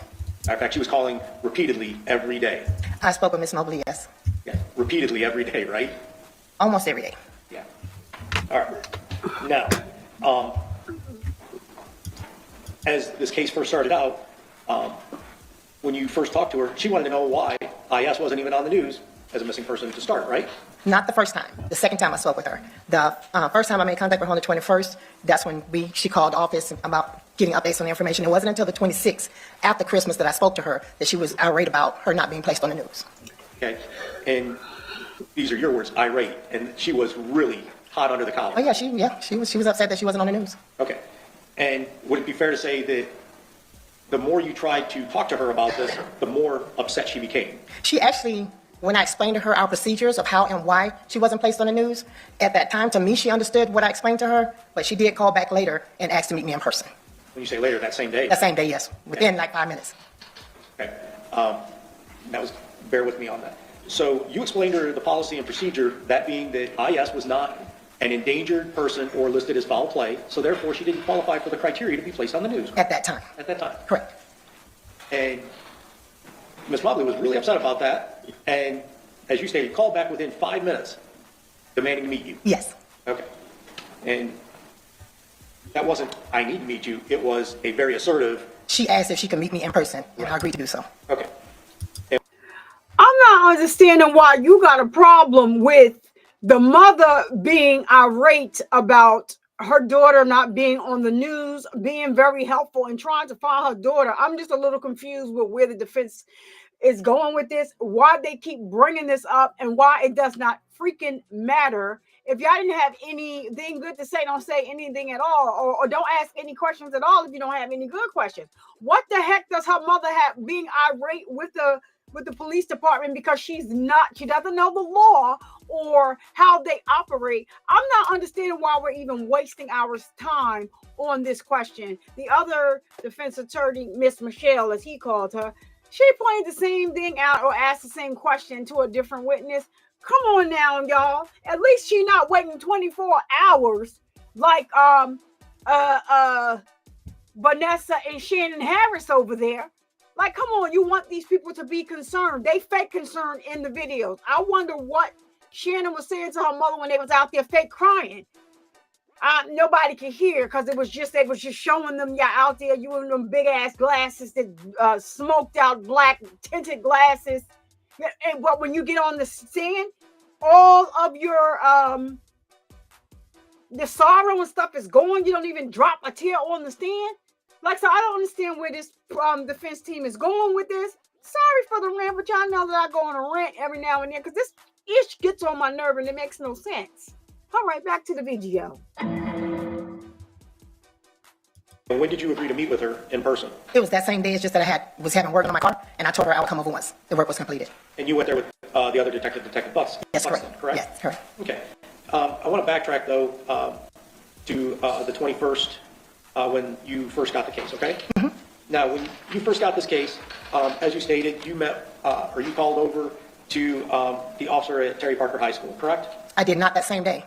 But I did make contact with SBO Officer Harris, yes. Yes. But what day did you meet with Officer Harris? And I'm referring to my report. Mm-hmm.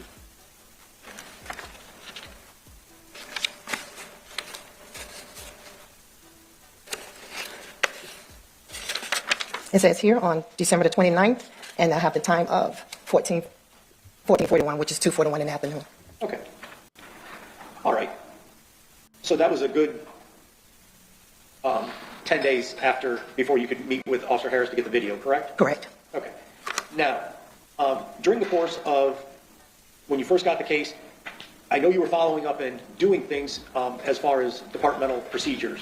Correct. But would it be fair to say the family wasn't waiting for JSO, they were doing their own thing to move forward, trying to find SS. Would that be fair to say? Yes, that'd be fair to say. Okay, they were doing flyers and they were trying to get the word out in every way possible. Would that be accurate? It's fair to say. I don't know what they did. I did know I provided them the flyers to pass out and hand out to anybody anywhere. Okay. So you assisted in that, but they were doing that on their own? Correct. Okay. Now, you were interviewing family members and things of that nature, correct? Correct. At what point did you go to the house and look around the house for any missing items and things of that nature? The first day would have been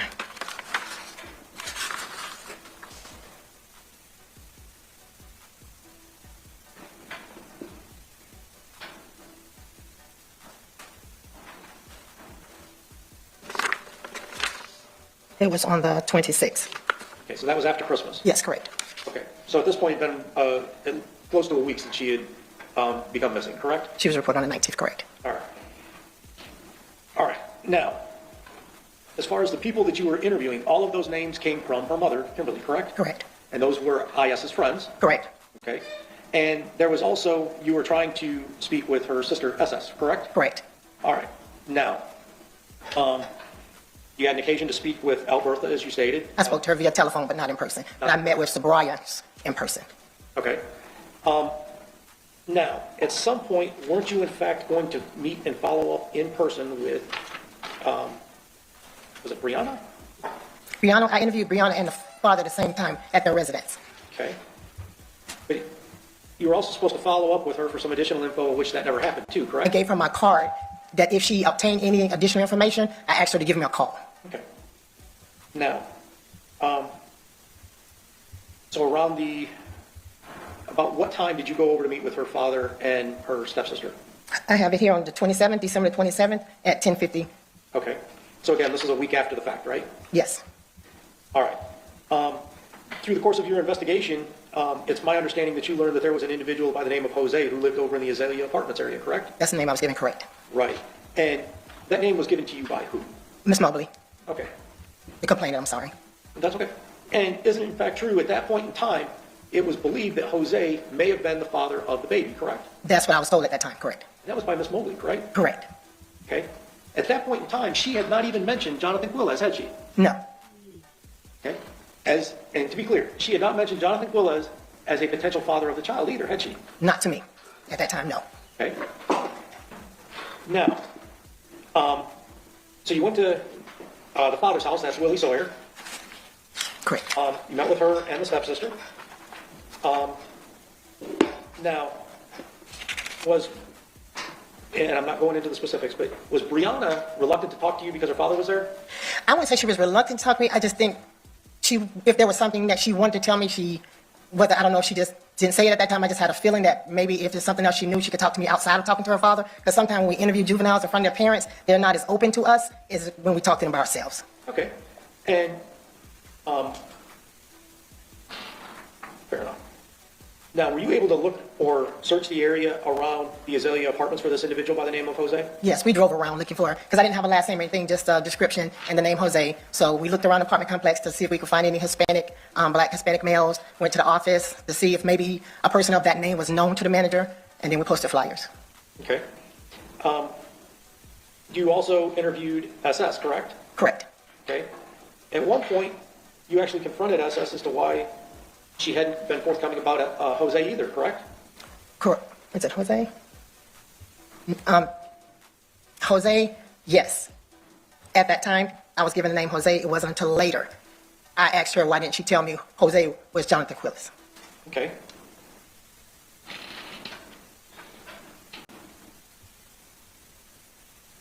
All right. And as far as, and correct me if I'm wrong, prospective other fathers of the child, they had given a couple of different names, didn't they? Correct, they did. And those were who? Do you remember? I can tell you.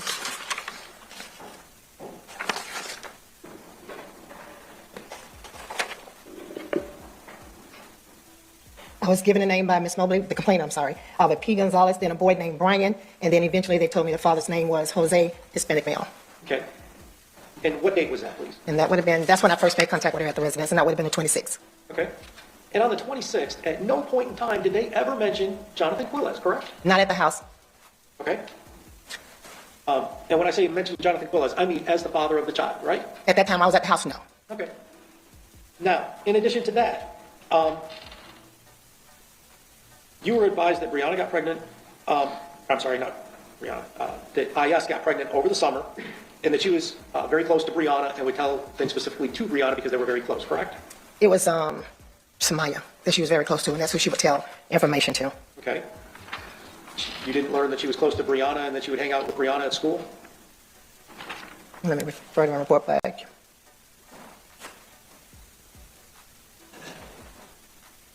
I have here in my report that Kimberly informed me that Brianna was a stepsister that also attended Terry Parker, but I don't see here in this section where I have that she would tell her stuff and would tell her stuff. I don't have that written in that. Okay. All right. Now, when you were over at the residence with Miss Mobley, the complainant. Yes. Before you went over there, you had actually told her, don't touch anything. You guys want to be able to go through it and be able to conduct your own search or investigation. Would that be right? I didn't tell her don't go through anything. I just told her we would come over and make contact with her, and I would answer any questions that she needed me to answer. Okay. Did she provide you with a plane ticket or tell you that there was a plane ticket? No, I was not given a plane ticket. Train ticket? No, I was not given a train ticket. Okay. Did she tell you anything about that, about possibly IS had left it or was going out of town or had purchased that? No. Okay. Now, you mentioned Kamar Humphrey as part of your investigation as well. Yes, correct. Okay. It wasn't a part of my investigation. I was given his name from the complainant, but he was not. I only talked to him because of what the information she provided to me. Right. Okay. And what date did you meet with him?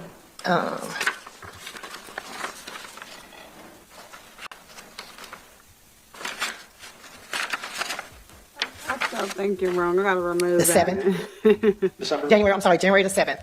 And did he provide information as to where he was on or around the time that IS went missing? Correct. He told me that he had gone to visit his father. Okay. Did he ever provide any information in relation to that other than just expressing that's where he was? He was supposed to provide me information, but at the time, I did not receive it at that time. But I don't know, because after my investigation was over with the homicide, so I don't know what was provided. Okay. But at that time, I did not receive. He did not follow up and give you the documentation that you had asked him to, correct? Not at that time. All right. And he did not follow up with you, again, I mean, I know it got transferred, but he did not follow up with you either to give you the documentation that you had requested, though, did he? No. Okay. Did you make any attempt other than waiting on him to verify his alibi? No, I did not. All right.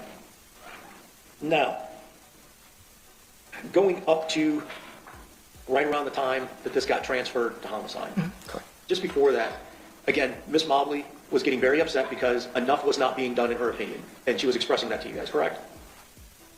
At that time, she would call, but I think she just was whatever we could provide or give her, she would just get the information. Or if she obtained anything, she would call me and give it to me. So she stayed actively calling, correct? She called almost every day, correct? Almost. Yep. And when she wasn't getting her answers, she was getting more and more upset with you. No, not after I met with her in person. No, she was not upset with me after that. She was upset prior to me meeting her in person. Asked and answered. Asked and answered. What? They should have objected. Asked and answered. I'm confused about what this has to do. Thank you for showing that she was a concerned parent. All right. May I have a second, Council Judge?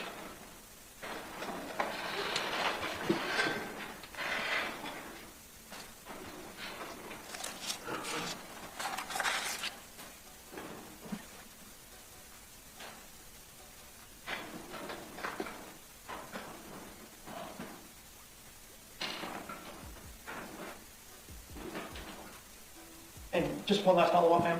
And the date that she was upset was December 26th, right? Yes. Now let me make sure when I talked to her on the phone, yes, it was the 26th. Okay.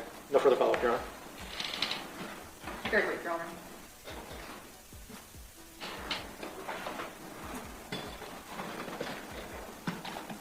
Detective Porter, is it uncommon for a mom to be upset about her missing pregnant teenage daughter? No. And Detective Porter, you had stated earlier during cross-examination that Ms. Mobley had not brought up Jonathan Quilles as the potential father yet. At that time, correct. Did she provide that information to you? Yes, she did. And was that on December 30th of 2018? You need a moment to review your Yes, report? please.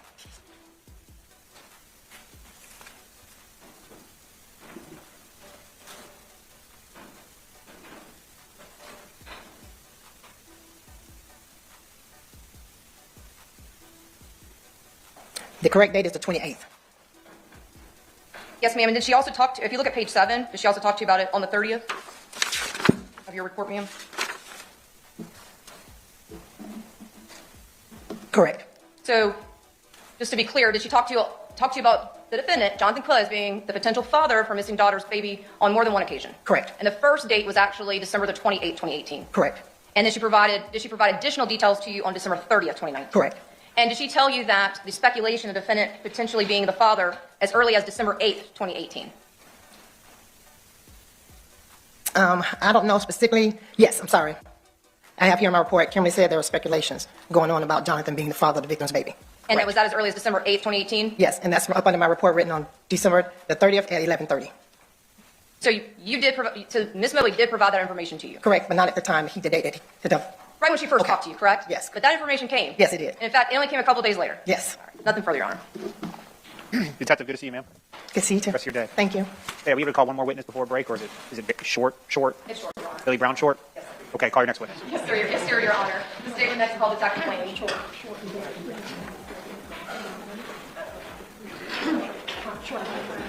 I think the jury likes my jokes. No, he's such a little cute. So the jury will take a break after this next witness, but then we'll finish up our afternoon together. It's all right, First Best Union. They understand, ma'am. Thank you. We thank you for being here. So. That's a good afternoon, ma'am. Watch yourself as you come forward. Need a glass of water, let us know. We'll do our best to accommodate you. If there is an objection made, just pause before you answer the question. Let me rule on the objection before we go forward from there. With that said, state your name quite ready. Please introduce yourself to the jury. Detective C.M. Lane, ID 73308, Jacksonville Sheriff's Office, Robbery and Violent Crimes Unit. How long have you been with the Robbery Crimes Unit? About 8 months. And prior to that, what was your assignment with JSO? Major case crime scene detective. And how many years total have you been with JSO? 13. And drawing your attention back to 2019, were you within the crime scene unit? I was. And were you asked to assist with collecting some items at a residence off of India Avenue? I was. And I believe specifically that was 7824 India Avenue? Correct. Is that here in Duval County, Florida? It is. And were you asked to collect some items in a bedroom involving some parsley and donquay? I was. And did you take photographs of the location that you went to? I did. Just real briefly, ma'am, there aren't many. So I'm showing you State's Evidence 18A. Is this the location that you went to, ma'am? It is. Okay. And were you directed to the bedroom of 2 juveniles in State's 18B? Yes, I was. And is this a picture of how you observed it when you arrived? It is. Okay. And then were some items picked up so you could actually get to the closet area in 18C? Yes. Okay. And were you directed specifically to the item in the Adidas shoebox? I was. And do you take photographs as is, and then do you open that shoebox? Yes, it was photographed in place as it was found and then opened and the contents photographed. And in State's 18G, is this how you observe the contents upon opening that shoebox? It is. Now, did you collect the items of parsley and donquay in 18H? I did. And I'm going to fast forward. And are these just some tissue paper and a foot locker and I think then a portion of a shoe tag? Correct. Fair to say that was also in the box? Yes. Now, in State's 18J, what is the purpose of this photograph, Detective Lane? That is to demonstrate the contents of that particular bottle, and that is to indicate that there were 28 of those capsules located inside of that bottle. And is that your handwriting, ma'am? It is. And then in State's 18K, did you do the same thing that you have just described? I did. And how many pills did you find within the parsley bottle? 36 capsules inside that bottle. Fair to say that the total quantity with that associated with that bottle would have been 100 based upon the packaging? That is correct. I think we can clearly see it in that one. We'll have to look at the donquay a little bit differently. Now, did you actually collect those two? You said you collected those items, correct? Now, do you enter them into the property room separately from the pills separate from the bottle? Yes. Do you recall which day you actually went to India Avenue? I don't. I would have to reference my report. Would that help refresh your recollection? It would.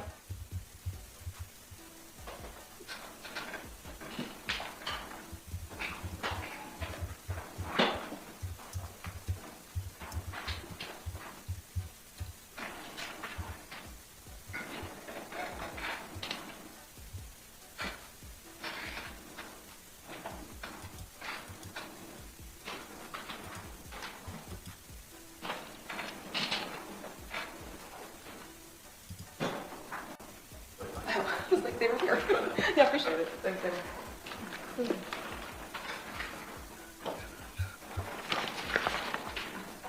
Ma'am, I'm showing you a copy of your report. You take a moment to look at it to yourself. Yes.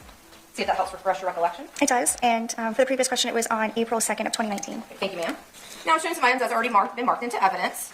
I'm showing you first state's evidence 50. Do you recognize it? I do. And how do you recognize it? This is the bottle that I collected, photographed, packaged, and submitted into evidence. And could you show the jury what we're looking at, please, ma'am? And again, is that just then the bottle that does not contain the actual pills? That is correct. The capsules were removed. And is there a quantity that's associated on that bottle? It is. It says there are 100 capsules inside. And then do you recognize state's evidence 48? I do. This is the second bottle that was collected with a stated quantity of 100, photographed, packaged, and submitted into evidence by me. Thank you, ma'am. And now I'm showing you state's evidence 50. Just take a moment and look at it. Yes. And do you recognize state's evidence 50? I do. And can you tell us what we're looking at? These are capsules that were removed from the previously stated bottle and entered into evidence separately. Now we see, and additionally from your photograph that we just looked at, Detective, we see a receipt. What is that receipt for? That is the receipt that is placed in the package when entered into evidence that gives the weight of the drug. And is that I believe the 36 was associated with Donquay? That was. Yes. And obviously we got your photograph just to make sure too. That is correct, yes. And then lastly, state's evidence 51. This is the capsules that were received from the other bottle, indicating 18.6 grams. That is the property and evidence receipt for the weight that was entered into property. And that's the associated amount, the 28 pills that were left in the parsley bag? Correct. Okay. Parsley bottle, apologize.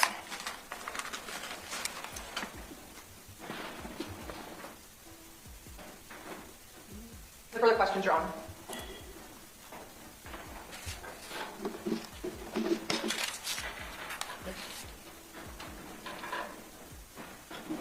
Good afternoon, ma'am. Good afternoon, sir. All right, so you were called out to the residence, to be clear, on April 21st of 2019, correct? Or was it April 2nd? April 2nd, 2019.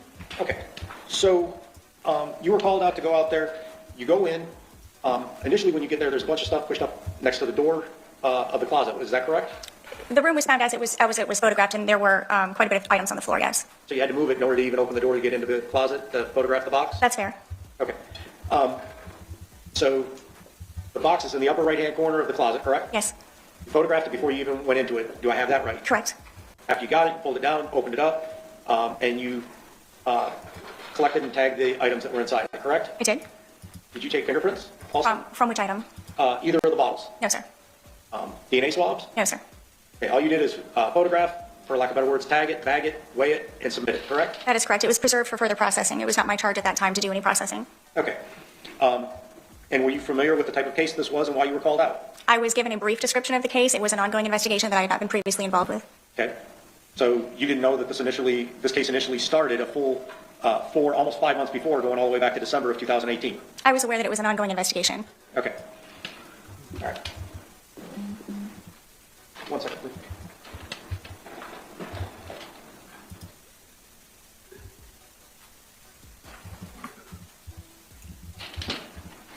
And to be clear, you were advised that this box had been found and handled by Kimberly Mobley, correct? I can't say that I was advised of that, no, sir. I don't have an independent recollection of being advised that. Okay, when you got there, who told you it was there? The homicide detective that was on scene. Okay. So you were called there by the homicide detective and not by the family or anything else saying that this was found? Correct. Okay. Nothing further, Your Honor. No further questions, Your Honor. That's it. Good to see you, ma'am. Have a good rest of your day. You too. All right, members of the jury, we're going to take a break. Please remember, don't discuss the case among yourselves or each other. Don't do any independent research. It's 3:16. Let's come back at 3:40, and we'll go from there. That's great.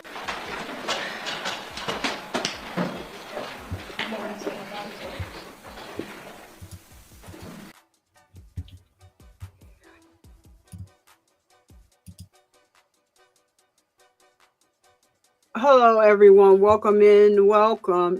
Thank you so much for tuning in. We're going to skip past that break. Shout out to all the new subscribers that joined the family. We welcome you. We thank you. The guidelines for the chat, my mods make sure that they dropped it in the chat. We all understand that everyone has a difference in opinion, and all opinions are welcome as long as it's done respectfully. So thank you so much for that. Thank you for coming in. Across the screen, I have scrolling, and they're going to drop his link in the chat as well. Flesh of the Gods is having the premiere tonight at 9:30 p.m. Eastern Standard Time. He's the most interactive channel on this on the YouTube, in my opinion. So there's all types of stuff that he has going on over there. When you get a chance, please sub up to Flesh of the Gods and come out tonight if you have nothing to do. It's snowing outside. If you have nothing to do, come on out. It's snowing, and join Flesh of the Gods at 9:30.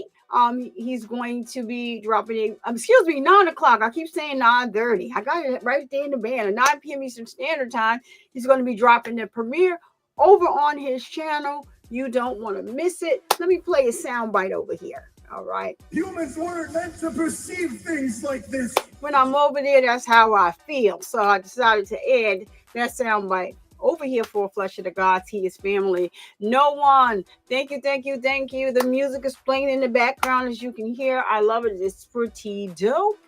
I want to say thank you to No One for providing the track that's playing in the back. Going over there and sub up to No One.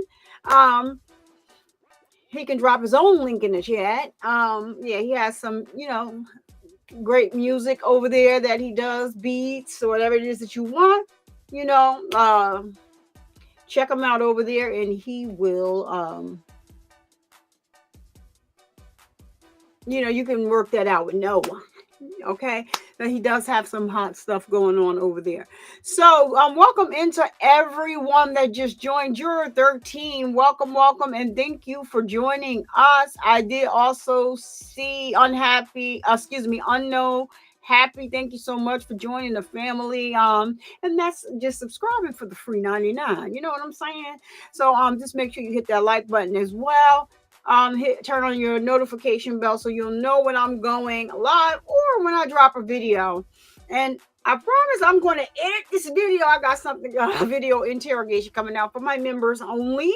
And so I'm going to be dropping that for you guys. I just need to do a little chopping up. So this case was, this trial was last year. I want to say. Now you got me going over here. This trial was this trial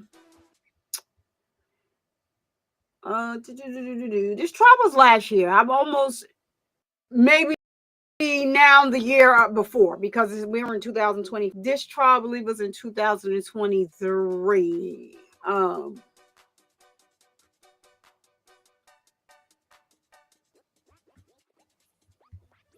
Yes, so it was in 2023. This trial.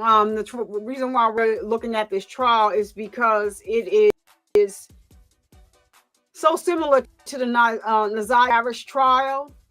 It's just so many things that are the same. And I was, as I'm investigating, finding out what's going on in the Naziah Harris trial, I'm like, wait a minute, this is Iyana Sawyer all over again.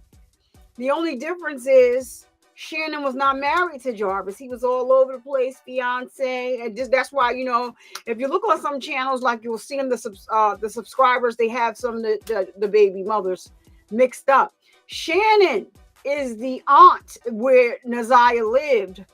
The Nissan that Jarvis Butt drove was his son's mother's Nissan. Her name was Latricia Jones. She did testify and get on the stand. She was the one that left the stand and left the flames on the stand, because the defense tried to say, like, you was disgruntled because he was messing with other women and you knew, right? She was like, I was doing it too. No further questions. And she just walked off.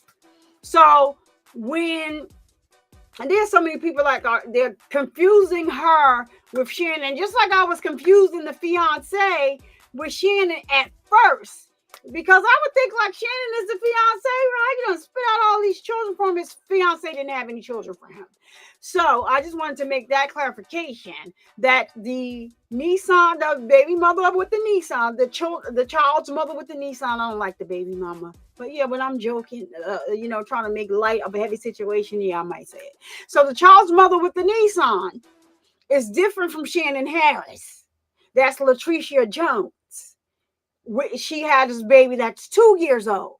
I think Shannon has a baby that's 1 or 2, something like that. 1, I think. Yeah, 1.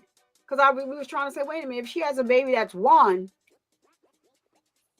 then her and Naziah was pregnant at the same time on the heels of Latricia Jones, which it's just too many women, and he thought that was cute in interrogation, but it turned out to be not so cute, did it, Mr. Jarvis? So yeah, this is the reason why I'm just like shocked. Like, this is it's so similar. They never found Iyana's body. What we do know is that he did summons the garbage truck company to come and pick up the garbage. Discarded her like he was garbage. I see cats in the chat. Hold on, wait a minute. Put a little pimpin' in it. Now, is Cat Not Williams up there? Is Queen Slime not up? Is up here in the house? Chloe Albert's Revenge. What up? You want a refund on the free 99, Chloe? Stop. You either want a refund or you want a refund so somebody else can gift you a membership. I don't know what. Chloe Albers, I know you. Every time you come in here, you're coming here swinging. But I love you. I love you. I love you down. But is Cat Not Williams in the building? Queen Slime, I see her. Hey, yes, Cat Not Williams. Shout out to Queen Slime being in the Measy Feeky building, baby. Go over there and sub up to Cat Not Williams. Her link has been dropped in the cat, Lord. In the chat, I appreciate Cat Not Williams more than she could ever imagine. And so, I'm not seeing where she entered the chat, but I do see the cats in the chat and everybody saying, hey, Cat Not Williams, where you at?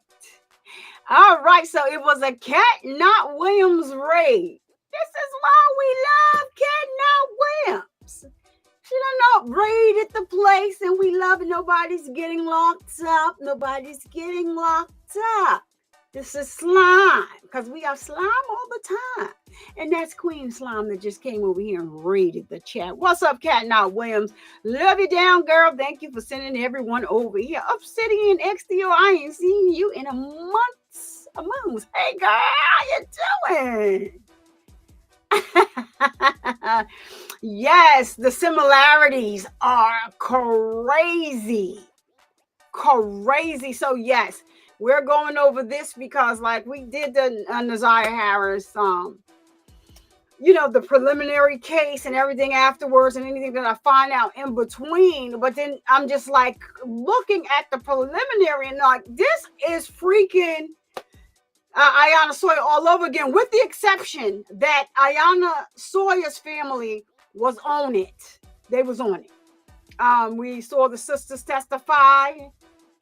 You know that the grandmother already testified. They're not playing about that. So welcome, Obsidian. Nice to see you. Haven't seen you in a long time. Thank you so much for coming over. That guy, Nick, thank you for coming in. Thank you. Anybody else here that I want to say hi? I like to say hi to my people, the people that join my chat. I like to give a verbal hello to everyone. If you're a member here, please drop the Cat Not Williams emoji down in the chat. If you are a member or you become a member, you get to take advantage of the channel, the special channel emojis for members only. So drop that Cat Not Williams in the chat. Cat Not, hold on. Wait a minute, put a little pimping in it. Okay, hold on now. Not only did Cat Not Williams raid the place, she just gifted 5 memberships over here, turning people green. We are glowing and growing over here on the channel. And I wanted to say thank you to Cat Not Williams also for helping to grow the channel. There is enough on the YouTube for us all. Like, we should all be, content creators should be supporting each other and not tearing each other down. There's enough to go around. And I was going to give up until I found Cat Not Williams covering the YSL trial. Went over there. Her chat was a whole vibe. She was a whole vibe. And one day she just came out and said, you know, I remember when I was here with 2 or 3 people in the chat. And I would just keep going and keep going. That gave me the inspiration to keep going. And now, so we here. We started from the bottom. Now we're here. Hey, started from. Okay, let me get back to you. I'm sorry. So, Cat Not Williams gifted 5 memberships. If you were gifted a membership from Cat Not Williams, please say thank you to her in the chat. Add her. She has a special channel emoji. Drop some Cat Not Williams emojis in the chat. If you were gifted a membership, and also slime umbrellas, they are for the free. We also drop those when we get new memberships. All right. So first best Gigi, she's already a family member now. Girl, you got your green. You are green. First best Gigi, you can take advantage of those emojis. Say thank you to Cat Not William for growing the family. We got another one. All right. Make sure you drop her emoji down in the chat. Add her and say her name. The Factor, welcome. And thank you. Please say thank you to Cat Not Williams for turning you green, making you part of the family. You get to take advantage of the special channel emojis for 30 days. So add Cat, drop her emoji in the chat and tell her thank you for adding. Another one. All right. So we got Tanisha Scott. Welcome, and please say thank you to Cat Not Williams for turning you green. You get a chance to take advantage of our special emojis for 30 days. And so make sure you add her, drop her emoji down in the chat, and thank her for turning you green. We got another one. Yes. We got D Lovely up in the house receiving a membership from Cat Not Williams. Please say thank you to Cat Not Williams. Look, you got the green hearts. You made me slime already. Are you slime? Or you slime. So now you're over here also. We're the hybrid gang to Cat Not Williams. We're hybrid. Yes, we are hybrid, flesh of the gods. He's a hybrid gang. We got a couple hybrid gangs going on. Sapphire Ridge News up. What's up, my boy? I see you in the chat. What's up? I see you.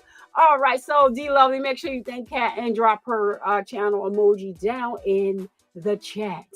All right, so we got let's see here, July Sunset.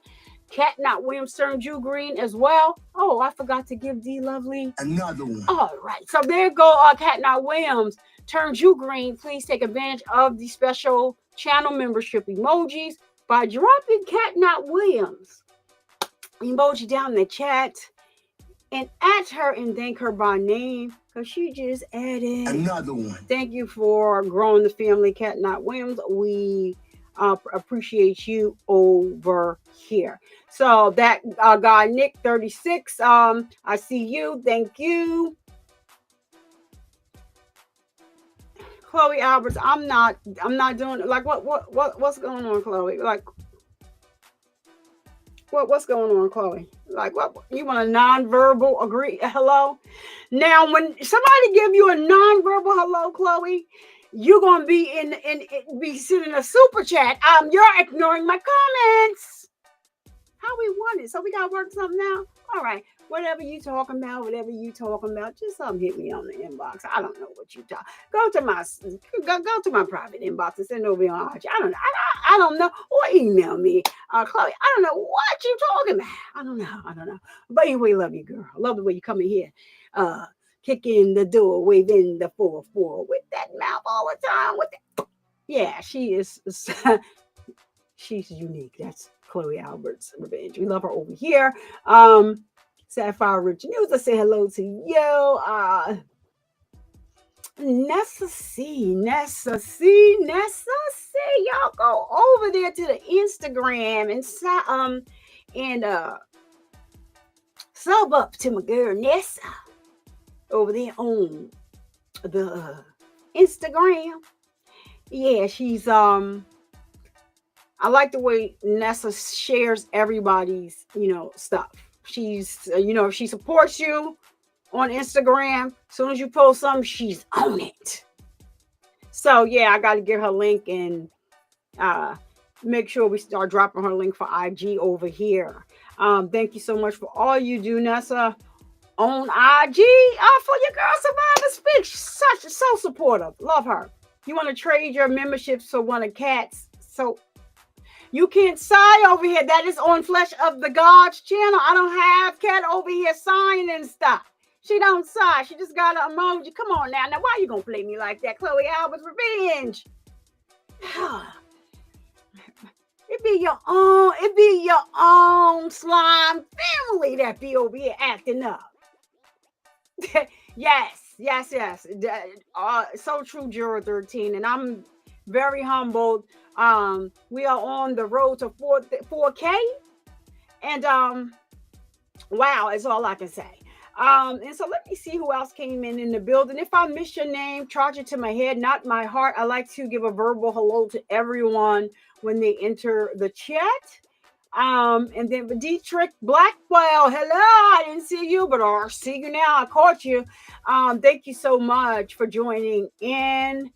Thank you. And let's see if we have anybody else so we can get back into this video. All right, so I think that was it. If I miss anybody, like I said, charge it to my head, not my heart. And they have guidelines for the chat. There's no bullying here allowed. Everybody has an opinion, and all opinions are welcome as long as it is respected. And shout out, I didn't say hi to you. It's and giggles. You know, I can't. It's and giggles. You over here. You got a special button, but it's my favorite button. It's my favorite button. Oh shit! And giggles, okay? Oh shit! And giggles, okay? Because I can't say it. That wasn't me. That was the soundboard, okay? So, yeah, all right. So that's everybody. So we're going to get right back into this trial over here. Thank you all for coming. And please smash that like button for the free 99. And you can share it out. Don't forget to go to my community wall and sign the petition. The petition is to arrest immediately Annette and Shannon Harris. Arrest them expeditiously. So right now we know those two are guilty of some things, and they should be held accountable for the Naziah Harris unaliving. They should be held accountable. First of all, let's just start with they got on the stage and perjure themselves. Shout out to the detectives, because I believe that they did not give them the text messages that they had. But shout out to them, you know, for letting them get on the stand and just wreck themselves. And then with everything, who is calling on the group chat? Like, they'll call on the group chat. I'm going to go over there and look at. Maybe I got a SOS over there in our group chat. I don't know what's going on. Hold on a minute. But anyhow, I got to keep the show going because we got to get back to the video, and I'll check that out. Let me see over here.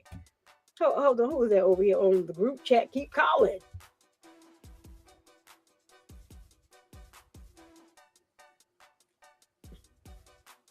Mookie, I don't know what you want. Why are you calling on the group chat? Anywho, so it's just so much that we're learning every day. The case of Naziah Harris gets sicker and sicker.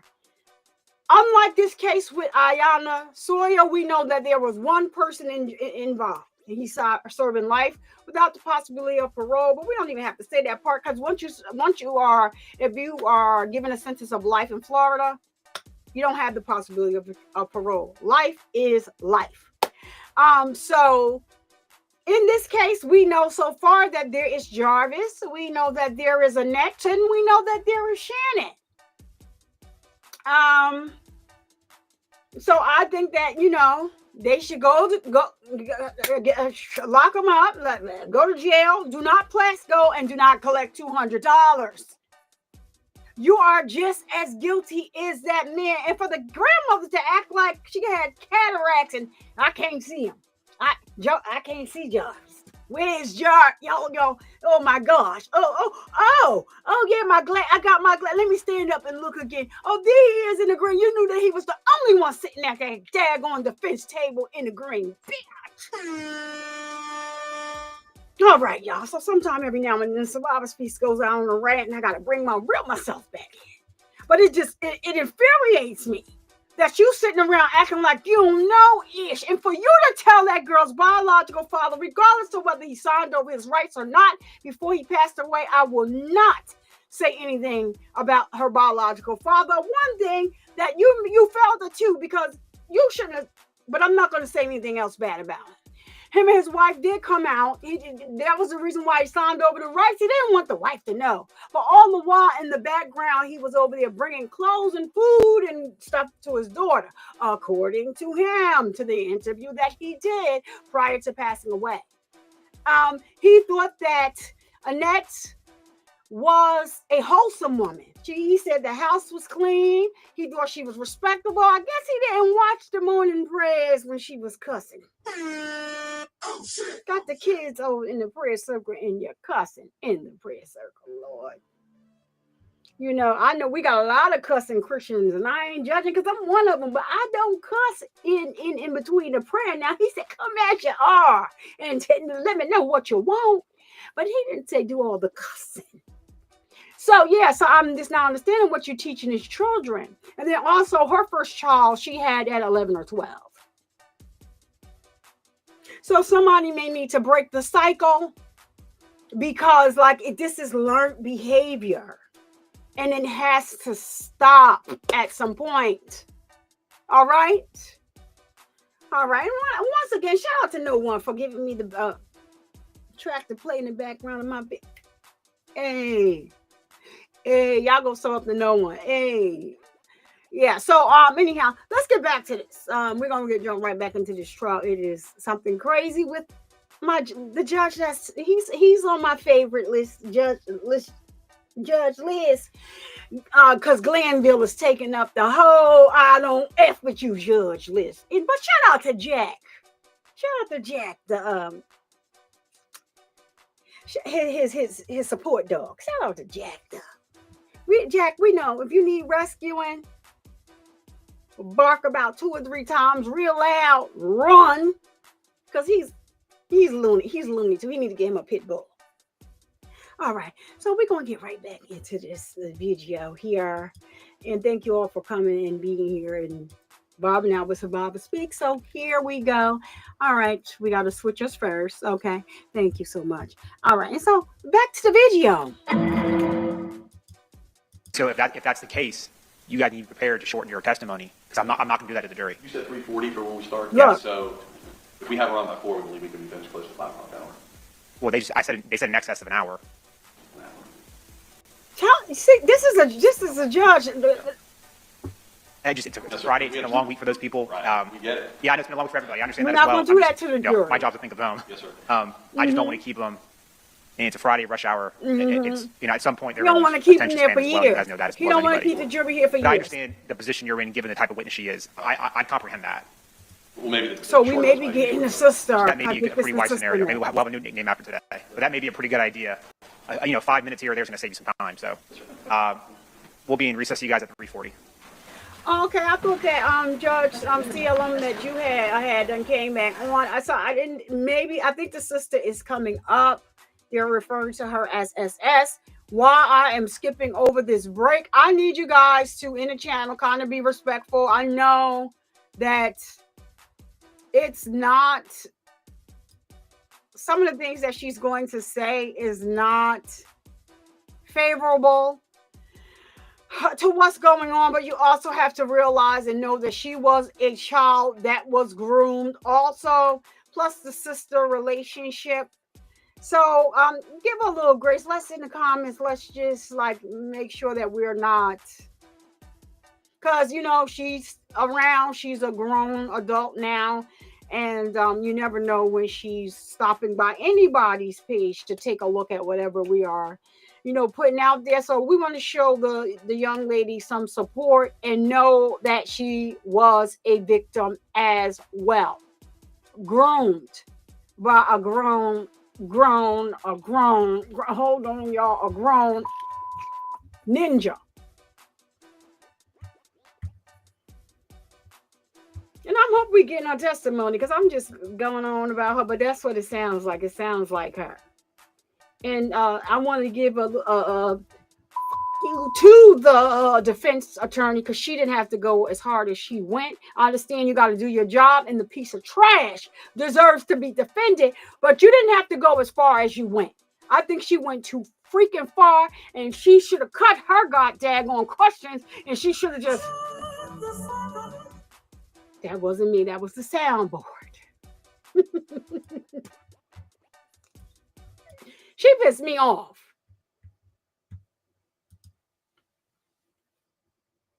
I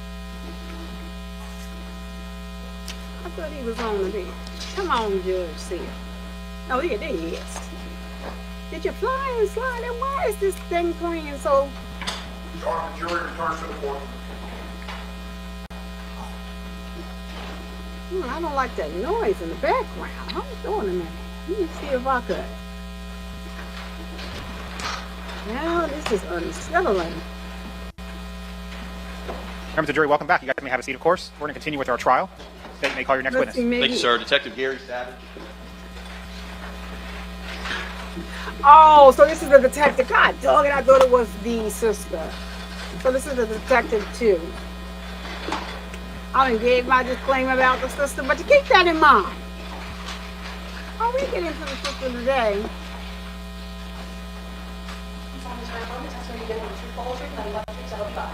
Detective, good afternoon to you, sir. Hello, Your Honor. Watch your step as you go forward. You need a glass of water, let us know. Thank you, sir. There's an objection made. I just ask that you pause. Let me rule on the objection before you move forward in that regard. Yes, Your Honor. You can adjust the microphone if necessary. State your name, quite ready. Thank you, sir. May it please the court. Sir, will you introduce yourself to the jury?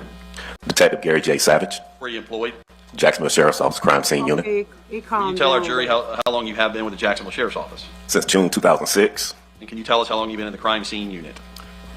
About to be 6 years. Yes, sir. And what is the crime scene unit? We process crime scenes, collect evidence, preserve evidence, and also document it.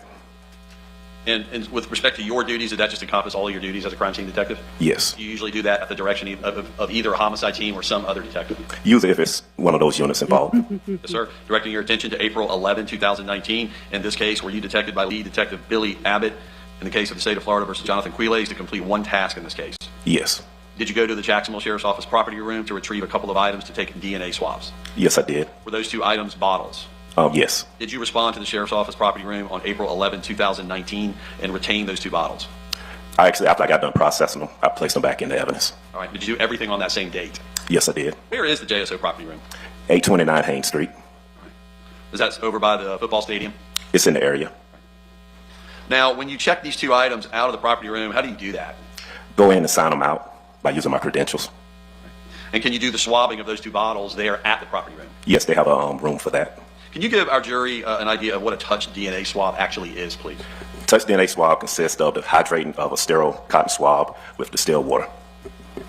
And when you do that, is it for the purposes of retaining that particular material for later DNA testing? Yes. Now, Detective, I want to approach and show you 4 items. First, after you recognize them. I'll first show you what's been marked as State's Exhibit 48 and State's Exhibit 50 and have been admitted to evidence. Do you recognize each of those items? Yes, I do. And what do you recognize them to be? One parsley bottle and a Don Quee bottle. Are these the 2 items that you checked out of the property room? Yes. Prior to coming to court today, did you examine the packaging? Oh, yes, I did. Did you see your initials on the packaging? Yes. Does that indicate that you checked it out and submitted it back into the property room after you took the swabs? Yes. I now want to show you 2 other objects, State's Exhibit 52 and State's Exhibit 53. Do you recognize these 2 items, sir? Yes, I do. First, State's 53, do you see your initials on this packaging? Yes, I do. And in State's 52, do we see your initials on that packaging? Yes, I do. What are these items in States 52 and States 53? What actually are they? Those are the touch DNA swabs. And can you describe to the jury how or what you do with these swabs to retain material off the bottles? I use the swabs after they've been wetted to wipe them over the surface in an attempt to extract DNA evidence. And with respect to States 53, for the record, was that the swab taken from the Don Quay bottle? Yes. And with States 52, was that the swab taken from the parsley bottle? Yes. And I think you may have already stated, but once you took the swabs, did you place them back in the property room for future testing at the direction of lead detective Billy Abbott? Yes, I did place them in the property room. Thank you, sir. Nothing further, Your Honor. Just briefly, Your Honor. Hello. So when you check these items out, you stated you didn't leave the JSO property room. You stayed right there at that same facility, correct? Yes. And that maintains the integrity of chain of custody and things of that nature, correct? Yes. All right. And in doing that, when you check those items out, to do the DNA swab, did you follow all proper protocols and procedures to preserve anything that was swabbed off of those two items of evidence? Yes. And they were conducted according to the JSO protocols, right? Yes. Nothing further, Your Honor. Can you redirect? No, Your Honor, thank you. Detective, good to see you, sir. Have a nice evening. Thank you, Your Honor. I thought they said Maybe call that your he next was alone. Detective Geraldine Hamilton. I thought they said that he was a lone witness. So maybe they talking about SS when she does come in the courtroom. I don't know why this noise is like this, and it's. But when they do the testimony, it doesn't.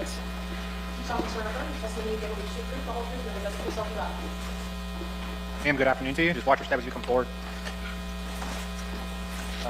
Need a glass of water? I'm fine, thank you. Let us know. We'll do our best to accommodate you. I just ask that if there's an objection made, just pause before you answer the question. Let me roll on the objection, and we'll go from there.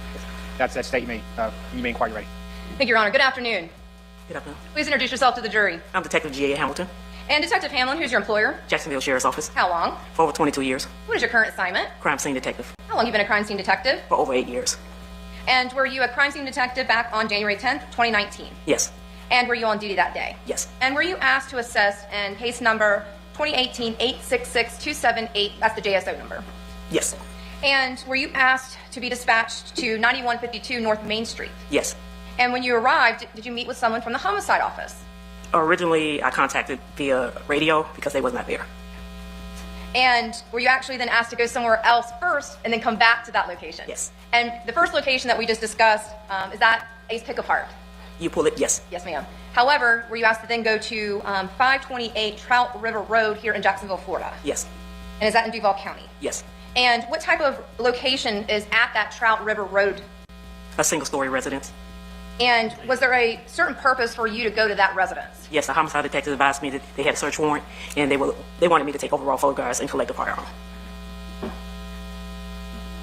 And did you take photographs of that location? Yes.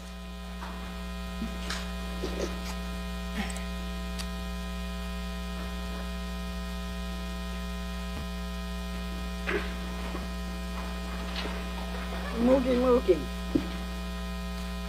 I'm showing you what's a composite of her state 17, and it involves some photographs that you took during the pendency of your involvement. We'll first start off at the Trout River Road. Can you explain 17Q, please? Yes, that's a photograph of the sign. Basically, the residence is kind of like at the intersection, so it just shows the location. And then state's evidence 17R. Can you please describe Detective Hamilton? Yes, that's just a photograph of the front of the residence. State 17S. Could you please describe? Yes, just another photograph bearing to the left of the or to the right of the residence, my left. And Detective Hamilton, is it part of procedure to take Right. outside photographs of the location of where you're about to do a search? Yes. And then is this also part of the residence in state 17T? Yes. Would that be the side, like if we're looking straight on the house, would that be the left side of the home? Yes. Now in state 17U, could you please describe? That's the front door. Next in state 17V, That's when I stepped inside the residence to take a photograph. would that be to the left or to the right, ma'am? That's to the left. Yes, ma'am. Ultimately, did you take some photographs, though, of a certain location of interest? Yes. And was that the primary bedroom of that residence? Yes. And in state's evidence 17W, can you please describe? That's a photograph of the master bedroom, the main bedroom with the closet door. And just going back a second, 17W, was then the closet a point of interest? Yes. Next, in state 17X, are we able to see the item of interest for your search, Detective Hamilton? That's a closer shot. If you can see in the corner. Could you please may start, not, ma'am? you may not be able to see this up here. It's just coming in. And we're about to look at some closer pictures, aren't Yes. we? Yes. Ultimately, what are we looking at here in state 17X from a far viewpoint picture? Yes, I'm just leading you up to the point to where we want to focus on. And what is that item? That's a firearm. And next in state 17Y. That's the photo of the firearm. Yes, ma'am, thank you. In place. Oh, sorry, ma'am. And then in state 17Z? A closer shot. And is that, again, common to give all the different viewpoints of that item? Yes. And next in state 17AA, what is the purpose of this photograph? That's to show that the firearm is showing is actually one inside the. You have a live round inside the magazine. And for a layperson like myself, does that mean that the firearm was loaded? Yes. Next in state 17BB, can you describe this photograph? That's a photo of all the ammo with the firearm. This right here, that's the live round that was inside the chamber. And these right here is from this magazine. And this is from that magazine. And just so we make sure our record is clear, Detective Hamilton, did you place a different magazine, a total of 2 magazines on the left and the right side of the firearm? Yes. And the live rounds that are located directly underneath each magazine, is that where it came from? Yes. Now, before we get on to your next location, did you collect this firearm, package it along with the magazines, the ammunition, and take it to JSO property room? Yes.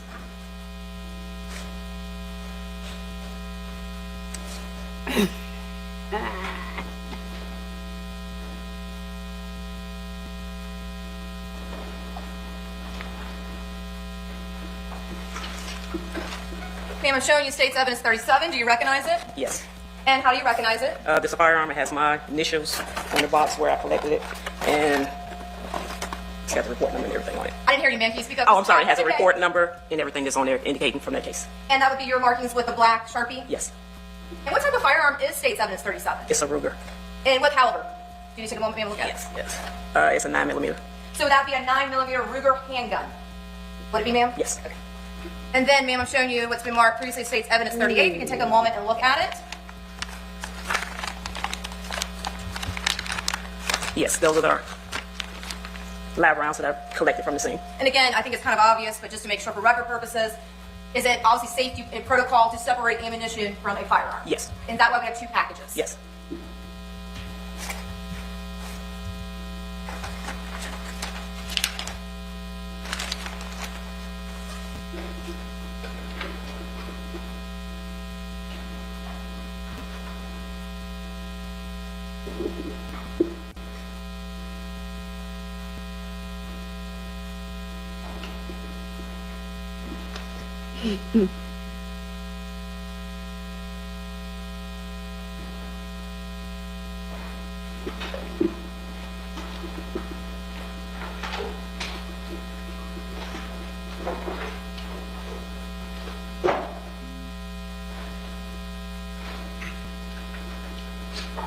Next, ma'am, after going to the Trout River Road location, did you then travel back to the original destination of Ace Pickle Park? Yes. And ma'am, and just to ask you, was the 528 Trout River Road location, is that located here in Jacksonville, Duval County? Yes.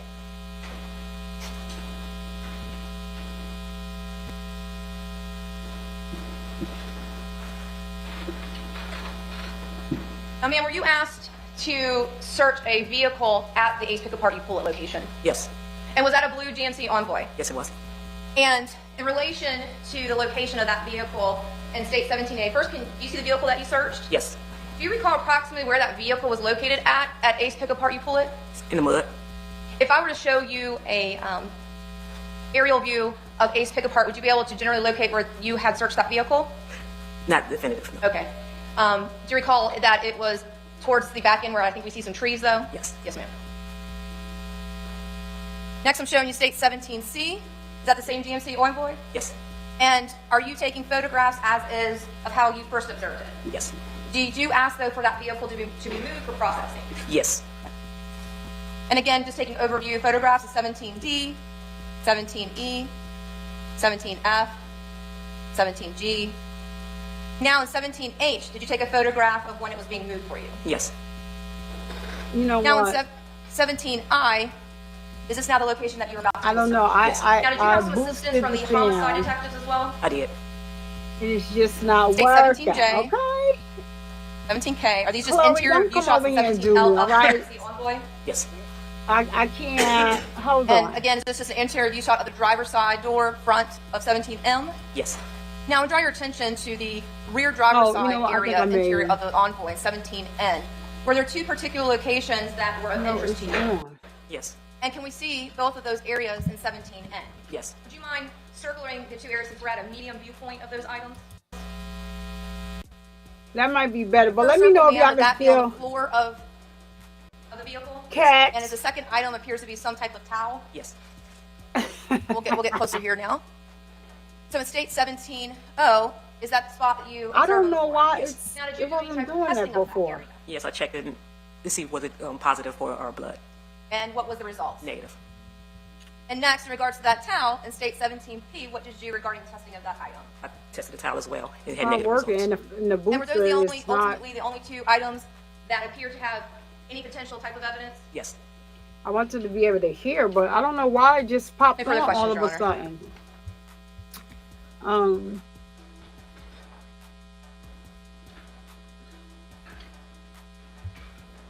Good afternoon, ma'am. Good afternoon. So, if we could, let's we'll start with that picture of the GMC Envoy where you left off. On 17M, you were taking pictures of the interior of the GMC Envoy, right? Yes. Okay, I believe she's pulling that up now. Okay, and as you photographed this, there was also a dog print or a paw print on the back of that vehicle, right? Yes, right. I can see it from here. Yes. Okay. Do you know if that was as a result of them taking the canine cadaver dogs over there? From understanding, I believe so. Okay, and that's why you were called out there to process this vehicle. Is that accurate? Possibly, yes. Okay. Now, when you did so, go through there. You just stated you tested those items, and those were negative for blood, correct? Correct. And did you do any swabs for DNA or anything like that? No. Okay. Now, switching over to the firearm, just briefly, you were directed by the homicide detective, the same homicide detective, to collect that firearm, correct? Correct. Okay. Now, you can't say who owned that weapon, correct? I cannot know. You can't say that this firearm was used in the commission of a crime, can you? I cannot. You can't say the last time that it was fired. I cannot. And you don't even know if it was even used in a homicide or in the commission of the alleged murder of IS, can you? I do not know. May I have a second with counsel, Your Honor?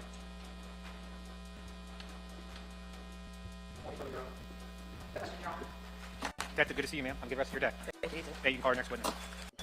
Barbara Johnson.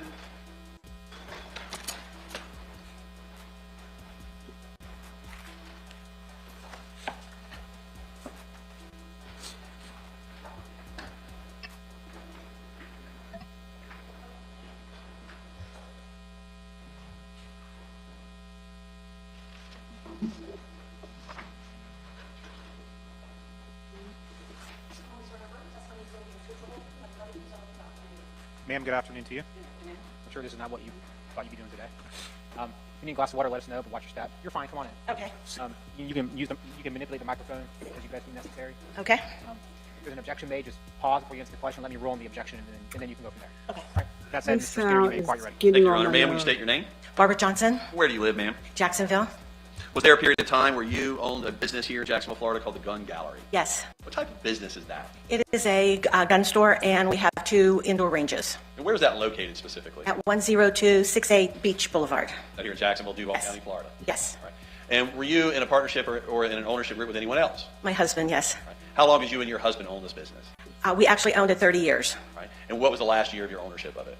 2022. All right. Back in December, specifically December 20th, 2018, were you and the husband named owners of the business at that time? Yes, Who did the books there, ma'am? I did. All right. And as owner and the one who did the books, would you give us a brief description of your duties there, please? I pretty much did everything. I did ATF compliance. I took in all the daily cash sheets, sign-in sheets, receipts, did accounting. I did pretty much everything. All right. Were you the records custodian of this business? Yes. As part of your duties, was that one of many duties of your own at the Gun Gallery? Yes. In the normal course of your business, would you deal with records on a daily basis? Yes. Would you review those records on a daily basis if asked to? Pretty much, yes. Pursuant to a subpoena, are you the one that would be assigned to review those records? Yes. Did you receive a subpoena in this case that required your attendance in court today? Yes. Prior to coming to court today, did you review a record that is part of your business, the Gun Gallery on Beach Boulevard, that was dated December 20 of 2018? Yes. And what is it that we're about to look at, ma'am? You're going to be looking at a sign-in sheet for our range. And was that only for the date of December 20, 2018? It's the only one I saw, yes. All right. Will you give the jury an idea of what types of shooting ranges that you have? Okay. We have 2 shooting ranges. The front store, we have 2 different buildings. The front store actually has just the pistol range. The back store, which is not connected, but it's a separate building, but that has a pistol range and a rifle range on it. All right. Is the item that you're about to testify about a sign-in sheet? Yes. And for which range, if any? It's for the pistol rifle range. All right. The one that's further away? Yes. All right.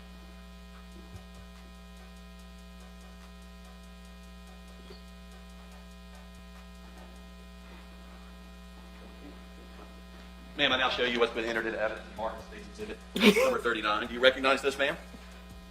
Yes, I do. What do you recognize it to be? It is the sign-in sheet for our pistol rifle range. And what is the date on the top of the form? 10/20/18. All right. And on the left-hand side are those printed names of folks that have come to your gun range to shoot. Yes. And on the right-hand side are those the signatures that correspond with the printed names. Yes. Is this a record that you would keep in the ordinary course of your business? Yes. I'll direct your attention now to line number 10. Yes. Will you please read the printed name of the individual on line number 10? It's Jonathan J. Quillis. Is my finger on where he signed this document?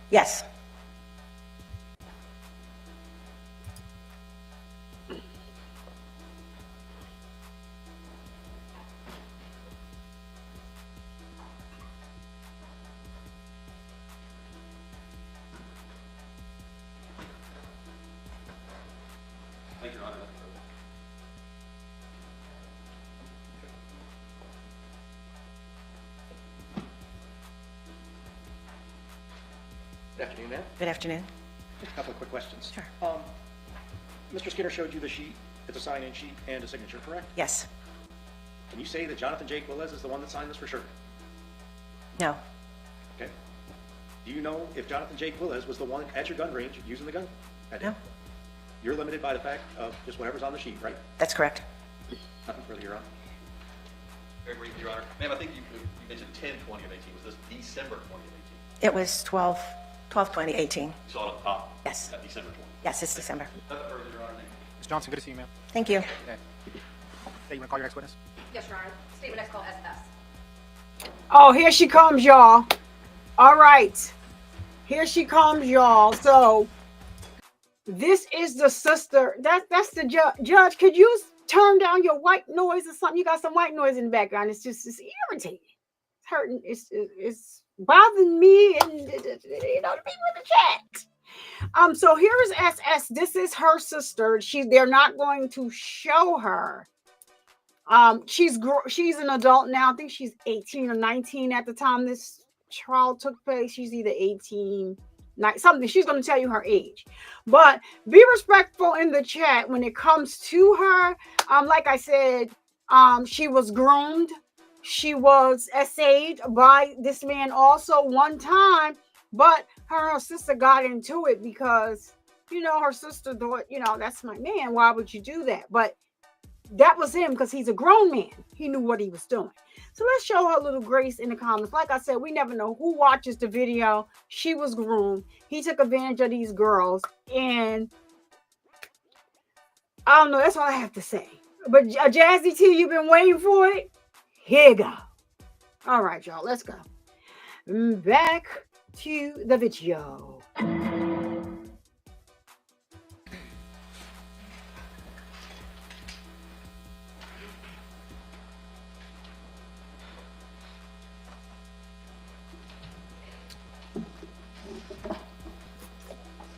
Excuse me, I was a little parched. I need to wet my whistle.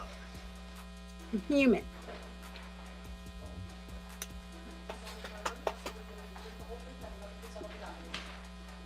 Ma'am, good afternoon to you. Watch your step as you come forward.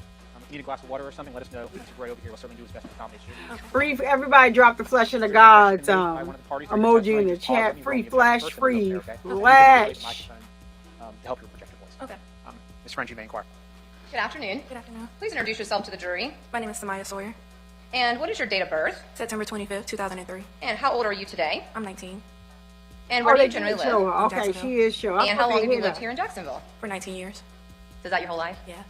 I think that. And what are you doing for a living? I'm a student. And what are you studying? Biomedical science. And what do you want to do later? I would like to be a physician. And where did you graduate high school? Terry Parker. In what year? 2022. And who is your mother? Kimberly Mobley. And do you have siblings? Yes. You have a sister and two brothers? Yes. And is IS your older sister? Yes. Only though by year, is that fair to say? Yes, ma'am. Now, actually, we ask you, and is your father Willie Sawyer? Yes, ma'am. And does your mother have a big extended family? Yes. And are you close to all of your aunts? Yes, ma'am. And do you also have some family members in Georgia? Yes, ma'am. And is that their legal names? I know you don't call them by their legal names, but are they Nancy and Clifford Ware? Yes, ma'am. Now, did your grandma Nancy Ware, did she provide you and IS cell phones? Yes. And did your grandma Nancy Ware also provide you an IS in a bank account? Yes, ma'am. And would she put some small money in there for you to have for spending? Yes, ma'am. And in fact, does your grandma Nancy Ware do that to this day? Yes.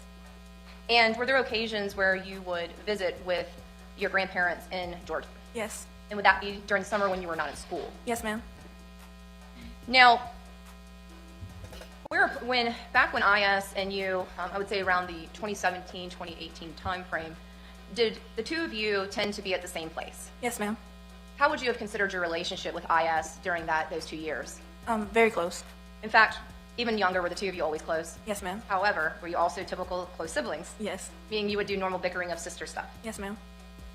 Would you and IS also tell each other a lot of information that I guess you could maybe call a secret? Yes, ma'am. Things that necessarily you wouldn't want to tell your mom? Yes. Y'all, look how he's looking at her. Look how he's looking at her.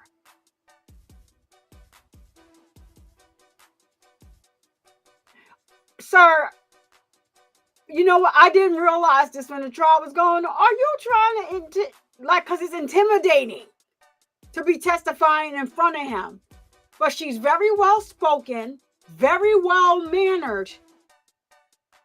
And so you could kind of tell that, her mother and her father, grandparents, they did the best with her. And I love the fact that she's going to school to be a doctor. And I'm gonna have to look her up and see if she, completed that, because even IS was a straight A student. She wanted to be a doctor or a lawyer. So this could be in honor of IS, that her sister is following in the footsteps. She's 1 year younger than her. So, yeah, I just wanted to say that. I just had to stop the frame. Like, look how he's looking at her, you motherfucking punk ass bitch. To say? Yes, ma'am. Now, in regards to different places that you and or IS would go, where were those locations? Again, I'm just trying to keep your focus to the 2017-2018 time frame. Yes, ma'am. My mom's house, occasionally my father, with my grandma's during the summer, and my Aunt Naomi's house. And your father, Mr. Sawyer, Willie Sawyer, does he live here in Duval County as well? Yes, ma'am. And back in that time frame of 2017 and 2018, were you living off of India Avenue? Yes, ma'am. And now you had mentioned Naomi. Is that one of your aunts? Yes. Is her last name Mobley, just for record purposes? Yes, ma'am. And back in 2017 through 2018, did she have a husband? Yes, ma'am. And who was that? Jonathan Quilles. And is that how you got to know that individual? Yes, ma'am. And did you, though, call that individual outside of courtroom purposes Uncle John? Yes. And if you were to see that person again, would you be able to identify that person by something that he's wearing and where located in the courtroom? Point him out. Just take a moment. And did you see the person that you know to be Jonathan Quilles? Yes, ma'am. Where is he located? He's sitting on to my right side of the room, next to Michelle, with glasses on and a ponytail. And could you tell the color of the shirt, please? It's white. You're allowed to record reflect the witness has identified the defendant? So reflected. Yes, sir. Thank you, Your Honor. So, was there a reason why you particularly would go over to this aunt's home, the Naomi and the defendant's home? Yes. And why was that? Mainly my sister would want to go, and I'll just go with her. And did your Aunt Naomi and then at the time, the defendant, being your uncle, did they have children?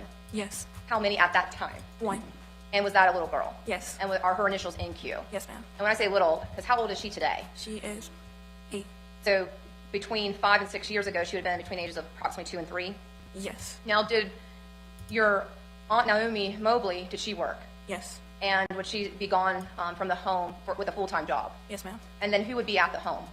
The defendant. That's okay. You can refer to him however you're comfortable, okay? Don't feel like you're forced to say one thing or the other, all right? Okay. And when you and your sister would go over to the defendant's home, who would be there? Him and his daughter. And then would your aunt arrive after she was done with working? Yes, ma'am. And during that time frame, did your aunt also do work with a trucking company? Yes, ma'am. And would that, when she had that particular job, would that keep her away also during the night hours? Yes, ma'am. And so back in 2017, going through 2018, how old approximately would you have been? 15. And then in 2017? 14. And would you have been in middle school and then high school during those two years? Yes, ma'am. Now, did your mom work full time? Yes, ma'am. And is that also why you would go to your Aunt Naomi and uncle and in your defendant's home? Is that also for the defendant to watch you? Yes, ma'am. And as you got older, though, were you also assisting with watching NQ? Yes, ma'am. Now, how would you describe first of all, to say, generally speaking, your relationship with the defendant at first? It was okay. It was close. And based upon your own observations, how at first, again, this is just beginning, when you're first meeting the defendant, your observations of IS and defendant. Did they seem to have a good relationship? Yes, ma'am.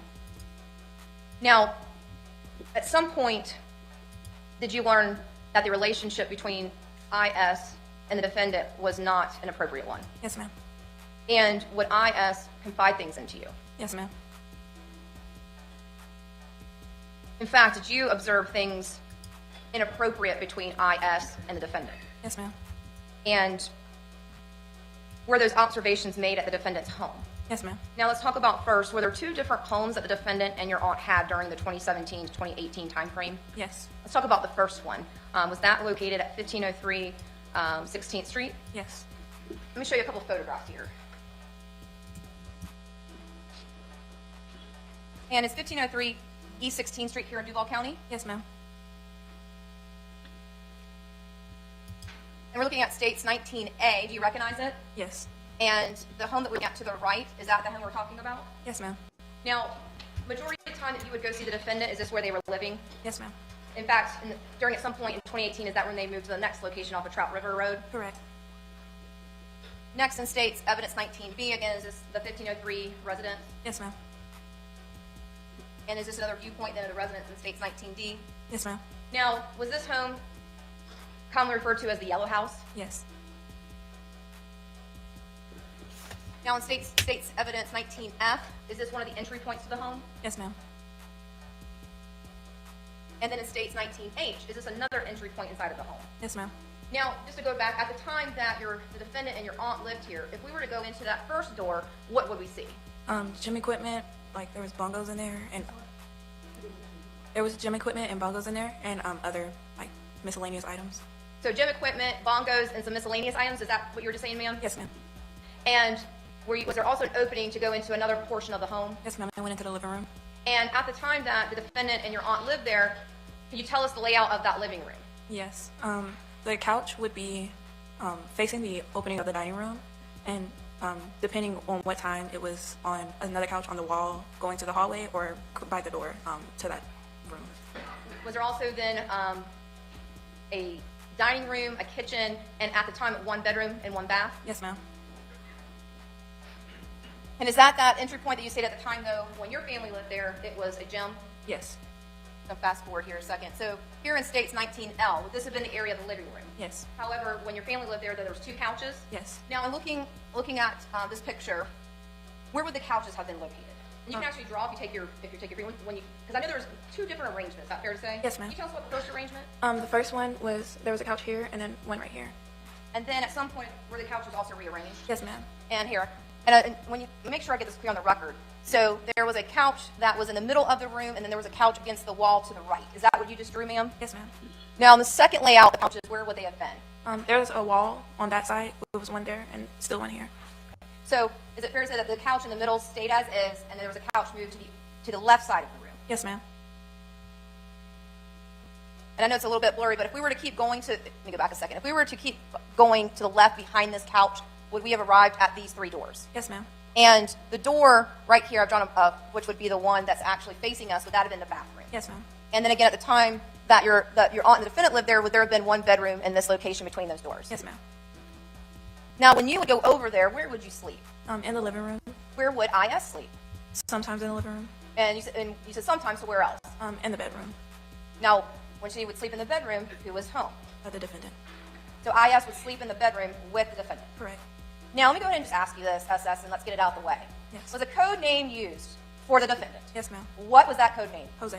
So the person that you just described, with the white shirt, the hair in the ponytail, wearing the glasses, sitting at counsel table, is in fact Jose. Is that right? Right.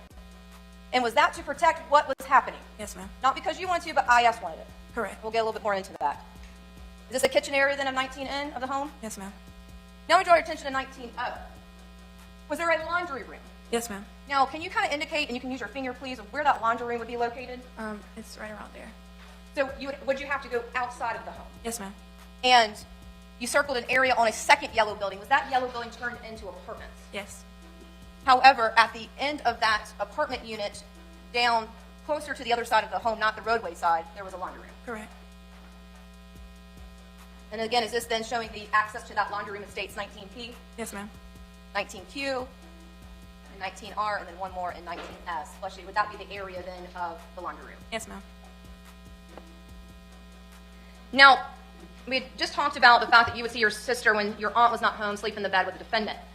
Now, did you also observe other inappropriate things that the defendant did with your sister from your own eyes? Yes, ma'am. Now, we'll talk about the couch situation last, but tell me about first what you observed through this time frame. Yes, ma'am. He would grope her in various areas or like kiss her neck or her lips in like an inappropriate way. So you would see the defendant kiss her lips, being her mouth? Yes. And kiss her neck? Yes. And then you say grope her? Yes. Everyone has a different definition, so what does that mean to you? To touch inappropriately or in a sexual manner. And when you say touch, would that be on IS? Correct. Would that be the defendant touching IS? Yes, ma'am. And where would he touch IS? We know obviously the mouth. Yeah. You've told me about the mouth. You told me about the neck. Her butt, her waist, her chest. Now, was there a time frame that you saw anything else inappropriate between your sister and the defendant? Yes. And where did that occur?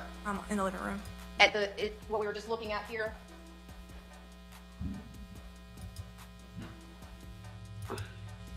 In States 19L? Yes, ma'am. Again, not this furniture, but the furniture of your family? Yes, ma'am. Okay. So that would have been at the Yellow House off of 16th Street? Yes.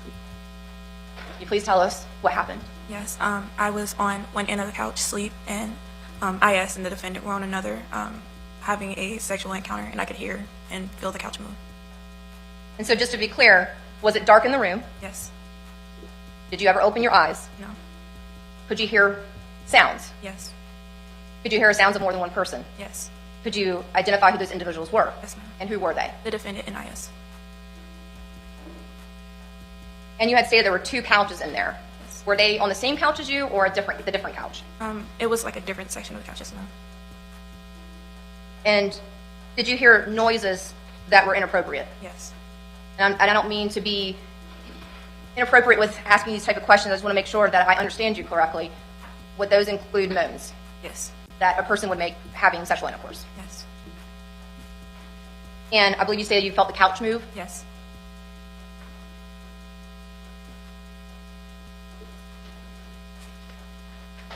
Now, were you aware prior to what happened on this particular day that something inappropriate was happening between IS and the defendant? Yes, ma'am.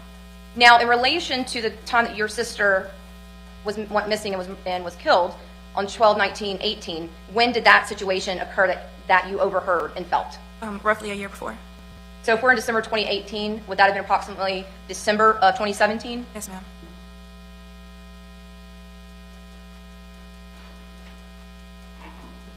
Now, would IS, besides school, your home, your father, grandparents in Georgia, and the defendant's home, would she go anywhere else? No, ma'am. Was your sister a creature of habit? Yes, ma'am. Kind of like a homebody? Yes. Now, the defendant, I'll ask you just briefly first. The defendant liked to communicate with you with a certain app. Yes, ma'am. And what app was that? Snapchat. And did the defendant like to talk to your sister with a certain app? Yes, ma'am. And what was that? Snapchat. Did the defendant ever tell you why he liked to talk to you and IS by Snapchat? The messages erased.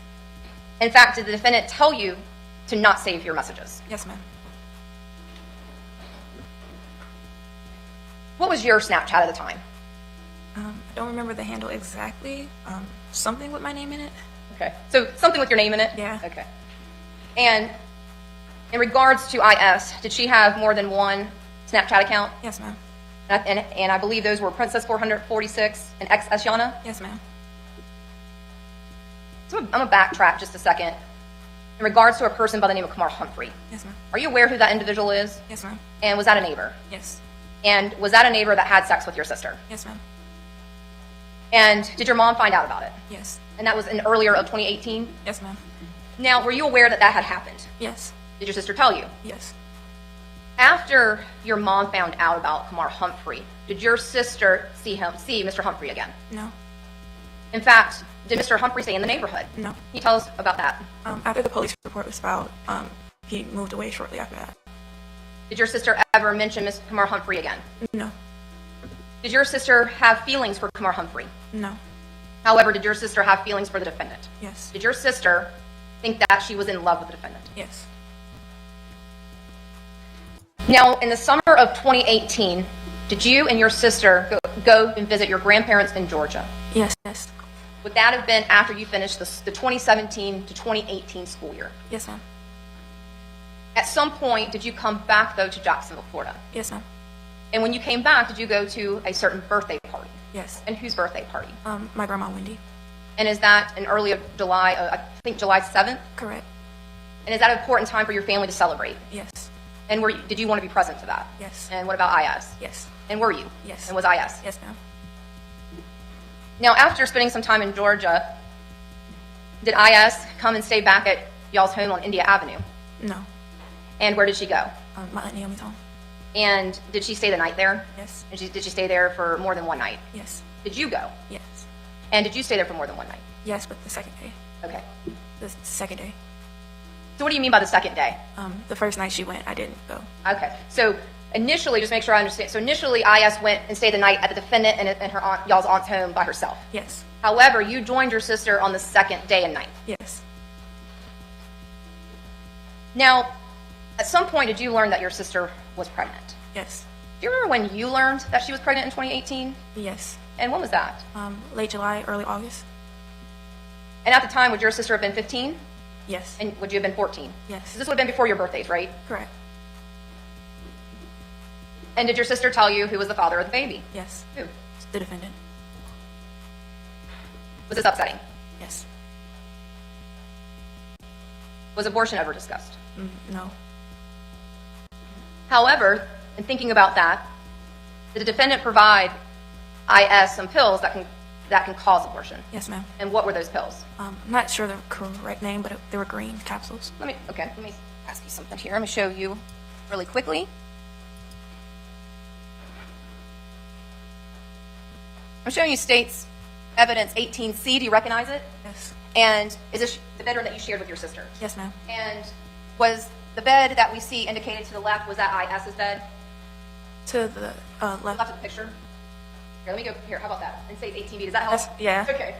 Did you indicate whose bed was whose? This one is IS, and then this one was mine. Okay. So the bed that's closer to the window with the pink drapery, that would be IS's bed? Yes, ma'am. And then your bed would be closest to the entry point of your bedroom towards the right? Yes. Now, was something stored in the bedroom that you shared with IS? Yes. And were these those pills? Yes, ma'am. Okay. And were they stored in the closet in a shoebox? And I'm showing you states 18G. Were those the pills? Yes. And they're indicated as parsley and donquoit. Those look familiar to you? Yes, ma'am. And were those provided by the defendant? Yes. And did the defendant want IS to take these pills? Yes, ma'am. And then your understanding of why the defendant wanted IS to take these pills was to prevent having a pregnancy? Yes, ma'am.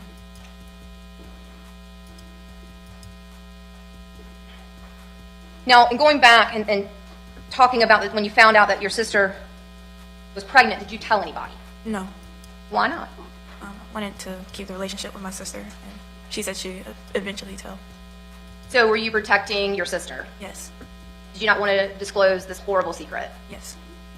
How long have you been keeping this horrible secret of IS having a sexual relationship with the defendant? I believe it was late December of 2018. I'm sorry. Oh, you meant that's when you finally told? Yeah. Do you remember how long, though, leading up to December 2018? Since. Let's just say about 2 years or so? Yeah. Okay. It's okay. You don't remember the date, do you? No. But it was prior to 2018? Yes. Okay. Because you had talked about that incident in December of 2017. Yes, ma'am.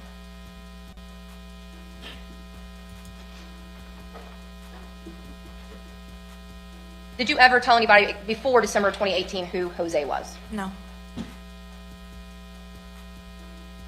Now, early December of 2018, did your family find out about IS being pregnant? Yes, ma'am. However, did your sisters ever tell who the dad was? No. Did she still continue to use various names, including Jose? Yes. When I say various names, would IS use other names so nobody would find out about the defendant? Yes, ma'am. Had IS made the decision to keep the baby? Yes.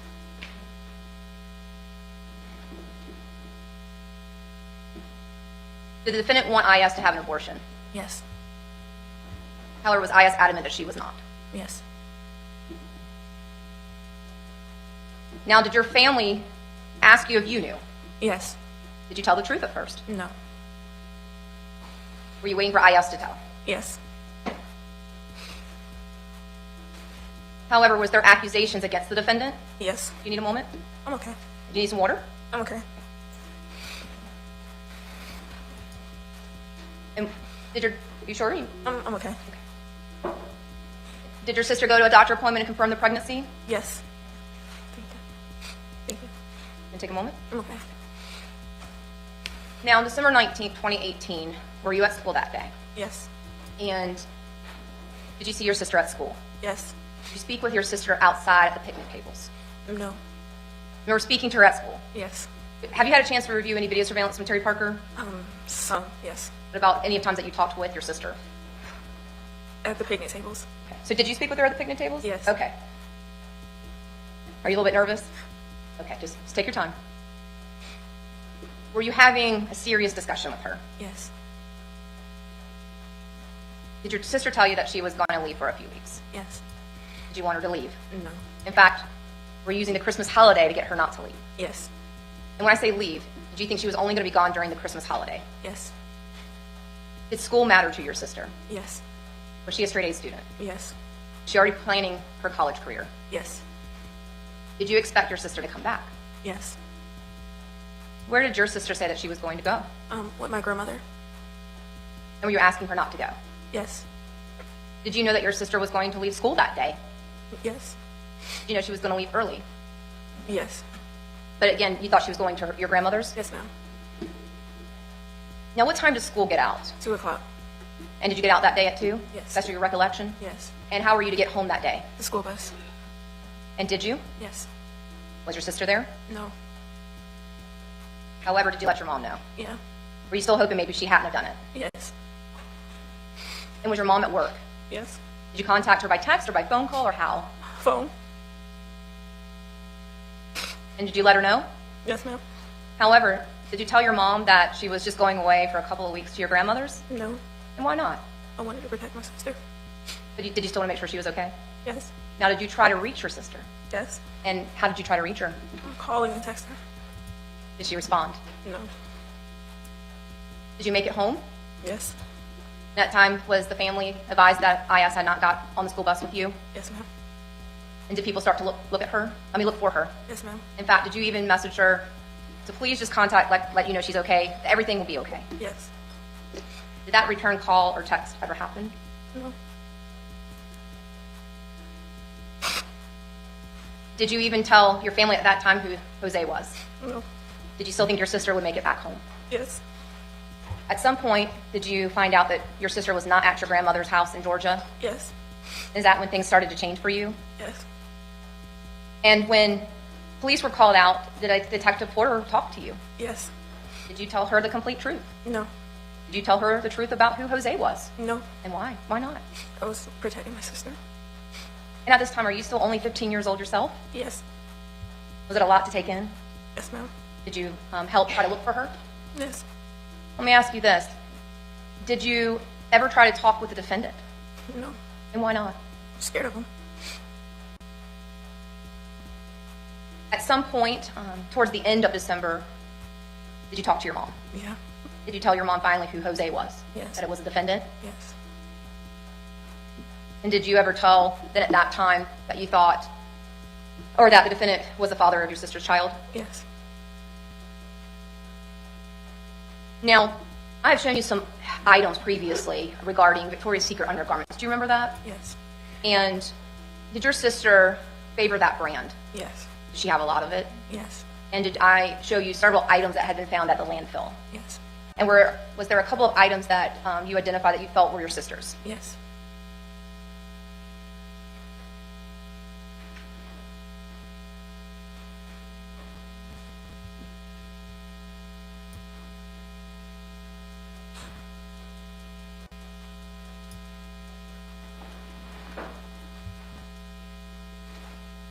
I'm showing you State's Evidence 42. Just take a moment and look at it. Have you previously looked at this item? Yes, ma'am. And did this item look familiar to you? Yes. And how? My sister. Oh, I'm sorry. Here, I'll get it so you can stop the microphone. My sister had. Now, normally, what size was your sister? Small or medium. And did you look at the size of this item in State's 42 when we met? Yes. And what size was it? A large. And did I ask you about that? Yes. And would your sister ever wear large? Yes. Tell us about that. If they didn't have her size and she really wanted it, she would size up. Now, what about the time that she was also pregnant? She would pull them over her stomach. Now, I'm showing you State's 44. Do you recognize State's 44? Yes, ma'am. Did your sister have a pink bra like this from Victoria's Secret? Yes.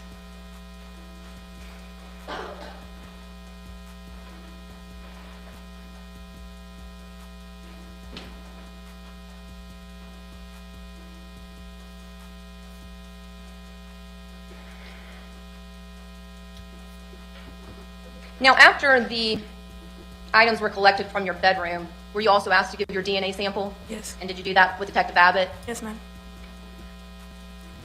I'm just going to show you a couple of other pictures really quickly, not many, from State's Evidence 17.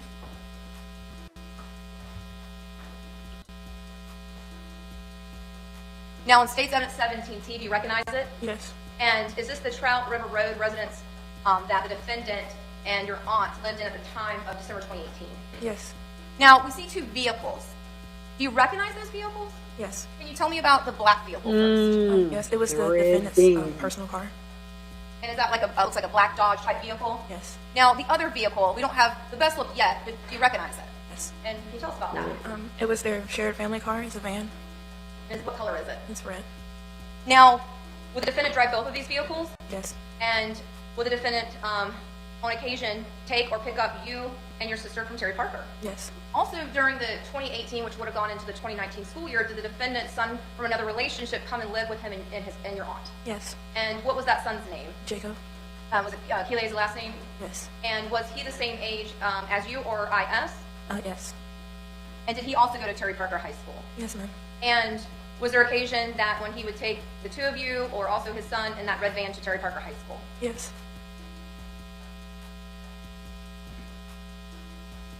I'm going to show you a couple other photographs here. From State's Evidence 21C, do you recognize it? Yes. Is this the defendant's red van? Yes. This is a closer view than what we saw obviously sitting at the property of the defense home at the time? Yes. And again, is that the same red van in State's 21B? Yes. Now, when you would ride with the defendant, where would you normally sit at? In the third row. The third row? Yes. And what about your sister IS? In the second row. And would there also be a car seat for NQ? Yes. What row would that be? Second row. Would that be behind the driver or the passenger side? Primarily behind the passenger. Okay.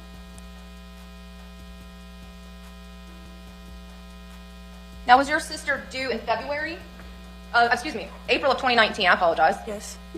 Now, during this time frame of December 2018, actually other portions of 2018, but specifically December of 2018, was someone else pregnant?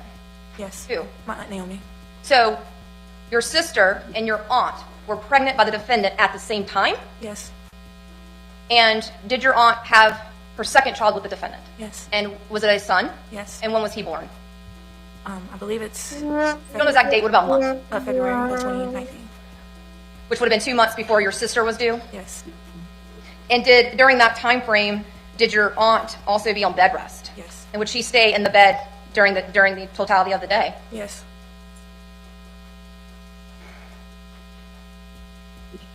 Now, when you were looking for your sister, did you also reach out to her friends? Yes. Did your sister have a close-knit group of friends? Yes. Would that include Albertha Vey, Sabria Payton, Marie Logan, Haley Schimpert? Yes.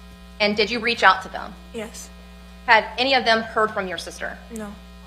Were you, though, provided a potential person by the name of Brandon and with a number and a picture? Yes. And I think you had talked about it with Albertha Vey? Yes.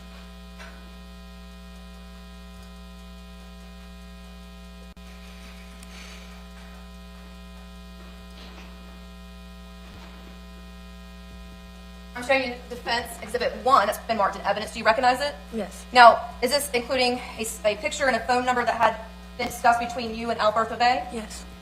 Do you know this person? No. Have you ever seen this person's picture before? No. Were you ever able to talk to this person by this phone number? No.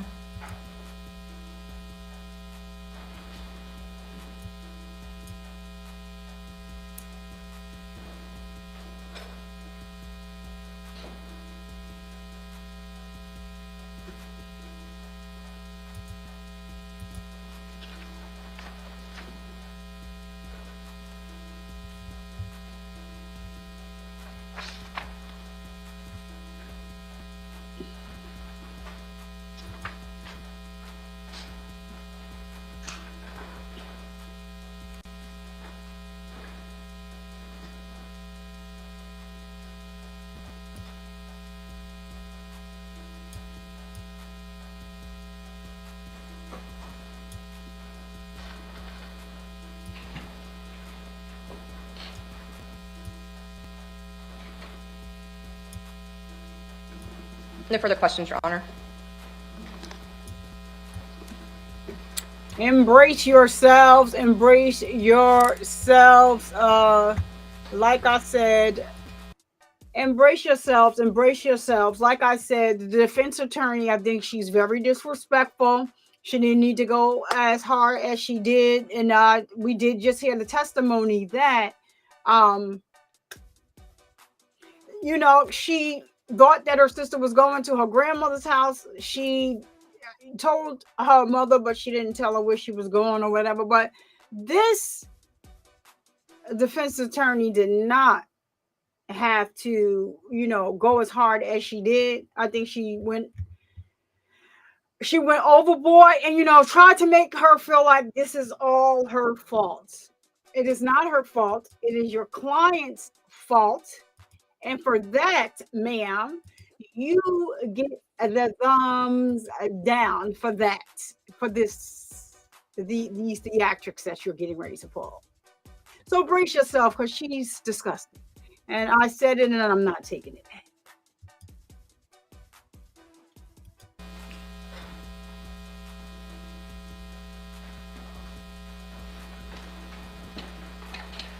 Police court.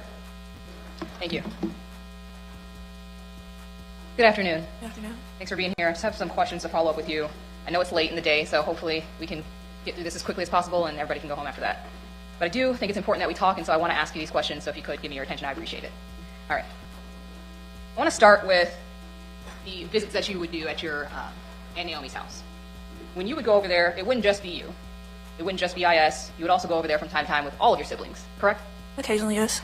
Now, sometimes you would go there just yourself to babysit and things like that, correct? Yes. And IS and you would go there together as well? Yes. And there were occasions, I think you said there was one occasion after you came back from visiting your grandmother in the summer of 2018 where IS went over there by herself? Yes. When you all would go over there, you said that at some point it was Jonathan Quilles who lived there, your Aunt Naomi, their daughter, NQ, and then into the 2018 school year, his son, Jacob, also lived there, correct? Yes. When you would visit, all of those people would be there? Occasionally. Was there ever a time when it was just Jonathan Quilles and no children in the house? Yes. Okay. When you went to Mr. Quilles's home and your Aunt Naomi's home, was that primarily the time when you would see what you would classify as inappropriate behavior between him being Jonathan Quilles and your sister IS? Yes. Did you see that type of behavior anywhere else except for outside of that house? Yes. Where else did you see it? We would be in the car, sometimes at family events. So at family events where other people are around, you are saying that you also saw other inappropriate behavior? Yes. Okay. And would that be the similar things that you described earlier, which I believe you said, and just correct me if I'm wrong, that you saw him groping her, and you described groping as grabbing her around the waist, maybe the buttocks, and then on the chest? Mm-hmm. Close to it, yes. Okay. And do you recall a deposition that you gave in June of this year? Some things, yes. Okay. Do you remember you and I questioned you during that time period? Do you recall that? Yes. Okay. In June of 2023, just a few months ago, do you recall telling me that? I would object to improper impeachment. Sustained. Ma'am, could you tell me, is the only areas that you ever recall him groping her in around the waist, the buttocks, or in the chest? Mm-hmm. Yes. Okay. Did you ever at any time say anything differently than that? The mouth? Now, you said that you saw him kiss her on the mouth as well, correct? Yes. Is there anywhere else that you saw him kiss her? On the chest, I guess, or inappropriate. On the chest, meaning on her breast area or on her neck? Neck. You said you saw, I think you said at one point that you recall them having sex from time to time. Yes. Okay. Was that something that you actually saw yourself, or was that something that you were told by your sister? Some of them were told, yeah. Some of them were told. Did you actually ever see IS and Jonathan Quilles having sex? No. Never. Now, you told us about one occasion where you said that you were on a couch, correct? Correct. And they were on the same couch. Yes. And you never opened your eyes and they were having sex on that same couch? Yes. Okay. How are you certain that it was Jonathan Quilles, that was that person having sex with IS? I'm an adult, you're an adult. I'm just, as an adult now and as a child then, who have been through it myself, I know the distinct sounds of moaning and an intercourse movement. Okay, and maybe I wasn't clear. How did you know that that was Jonathan Quilles? I can recognize his voice. Okay, so you heard him speaking during that time period? No, I heard him moaning. Heard moaning? Yes. You identified that moaning as having come from him? Yes. Now, this occasion you said was about a year or more before IS went missing, correct? Yes. You never told anybody about that happening, though? No. Okay, in fact, you never mentioned this incident in the couch until June of this year.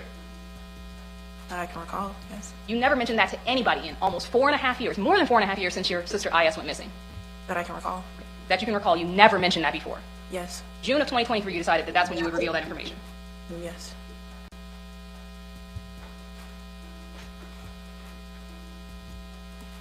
Now, the sexual relationship that you've described and told this jury about, you say went on for years, maybe 2 years. Yes.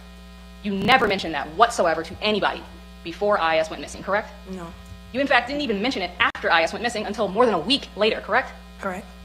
Almost 2 weeks after she goes missing, then you finally reveal that information. Correct.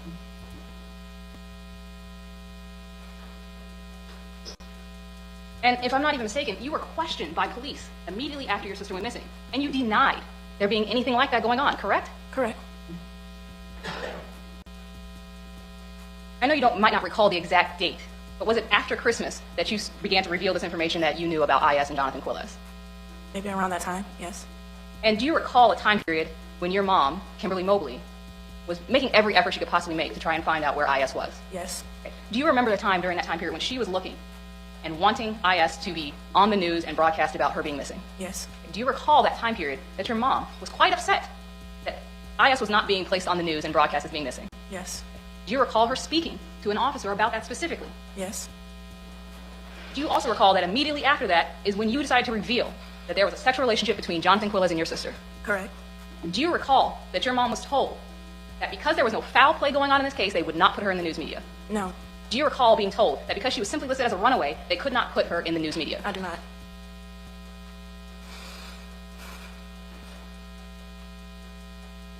I want to talk about these code names. You stated, and I'm going to ask you about Jose, but do you recall telling me during a deposition that you would use the code name Eugene? Not that I can recall. Was Eugene a name that IS would use as a code name? Yes. Was that code name used for Jonathan Quilles? Yes.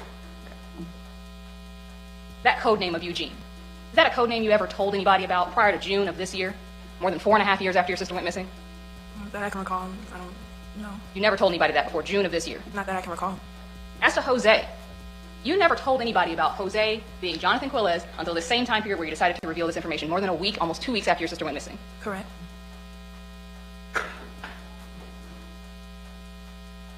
All right, so that week, or almost 2 weeks, you all are searching for where IS might be, correct? Yes.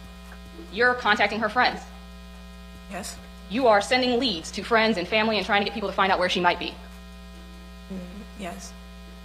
But you knew the entire time that she had plans to go to your grandma's, correct? To my grandmother, yes. And that's your grandmother in Georgia, right? Yes. Okay. You knew that the day she went missing. Yes. She told you that in that conversation by the picnic table. Yes. And you told her, don't go. Yes. You never revealed that to anybody, that that's the conversation that you guys had until 4 months after your sister went missing. Is that correct? That's correct. In fact, you were asked about that conversation at the picnic table many times by police, by your family, and you said over and over again it was about nothing. Is that correct? That's correct. But in fact, she told you that she was going to her grandma's. Correct. And you didn't think that that was important enough to tell anybody for nearly 4 months.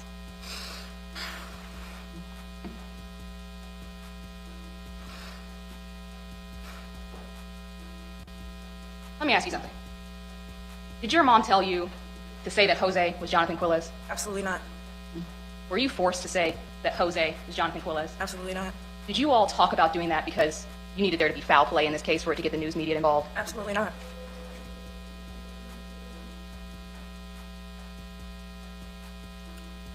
You want us to believe that Jose is Jonathan Quilles. There was this sexual relationship going on for years, that IS went missing, and you never said anything about that until almost 2 weeks after she was gone. That's what you want us to believe. Asked and answered. Let me ask you about Kamar Humphrey. You knew IS had been caught with the young man that lives across the street, Kamar Humphrey, correct? Correct. You knew who he was, but you all had never really had any kind of interaction, significant interactions. Correct. You didn't know that IS and Kamar Humphrey had been in a sexual relationship for months, did you? I knew about them, yes. So you knew that they had been in a relationship for months? Not a relationship for months, but I knew about an encounter they had, yes. And according to you at that time, that was just that one encounter that she got caught for, correct? Correct. So you did not know that there had been a sexual relationship going on for months? I still don't know if there was a sexual relationship for months. She didn't give you any details about that relationship at all, correct? No. All right, let me talk to you about some of the items that were found in the landfill. You said that your sister's size was a small. Yes. Maybe a medium. Yes. In February of 2018, it's been said that that's the time period that those underwear were purchased. Do you know that those were a gift from your aunt to your sister? I'm not sure. I'm sorry, you're not sure? I'm not sure. Okay. Do you recall that at all? I don't recall. In February of 2018, when those underwear were purchased, was your sister pregnant at that time? No. That would have been about 5 months before she got pregnant, correct? Correct. So her size at that time would have been a small. Correct. It would be abnormal to upsize to a large in February of 2018, correct? No. Do you upsize your underwear? If I want it, yes. Have you ever purchased a large underwear for IS?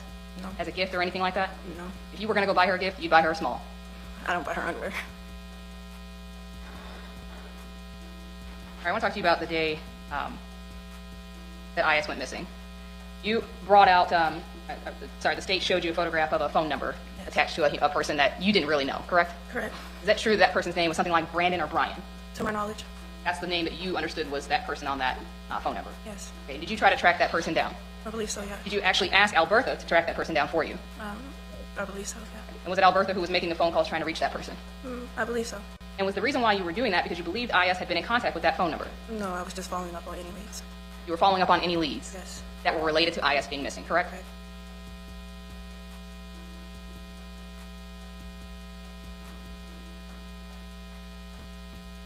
Let me ask you this. You talked about some inappropriate things you witnessed. Were any of your siblings around during those time periods? Maybe sometimes. Okay. Were some of Jonathan Quilles's children around during those time periods? Yes. Okay. So if they have never seen anything like that, you'd be the only one who could testify to that. Your objection to speculation regarding what others have seen. When you were around, would they also have been in the same position as you were to observe these inappropriate actions that you are saying? Again, objection to speculation. Overruled. You can answer. Not that I would know. Okay. Would they be in the same area as you to be able to observe that? Yes, but their site wouldn't be on the same thing I could be looking at, so I wouldn't know. So in this scenario that you're talking about, they could be in the same room as you, but they're not paying attention. Correct. Okay, so you might see it, but 3 other people could be in the room and they wouldn't see it. Also children. How old? You said his son Jacob was your age or IS's age, correct? He would be there as well, correct? Sometimes. Okay, so if he didn't observe anything, if he's in the same position as you, you just noticed it and they didn't. Again, objection argument. Overruled. You can answer. I wouldn't know. Just a moment.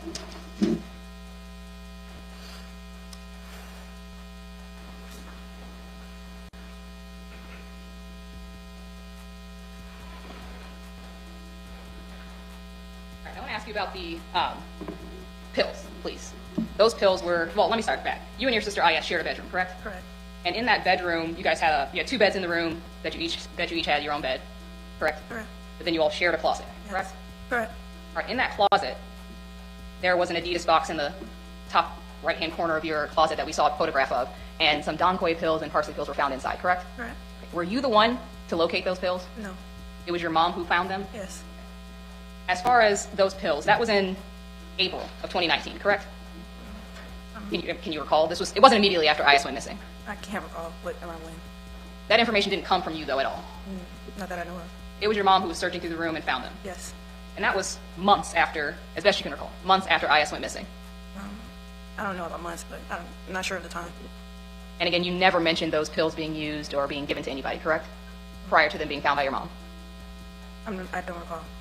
As far as how those pills arrived at your home, you don't know how they got to your house. I don't know. You do not know? No. So you don't know who gave those pills to, if it was your sister or wherever? I know where they come from, yes. I don't know how they got in my house. When you say you know where they came from, that's just based off of what your sister might have said to you, correct? And personal experience, yes. And again, that's not something that you provided information to police about or anything like that. That was found by your mom. That I can recall.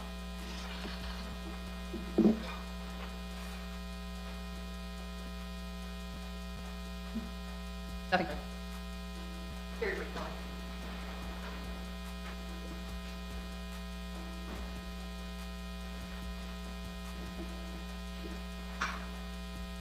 Did your brothers go often to the defendant's home? No.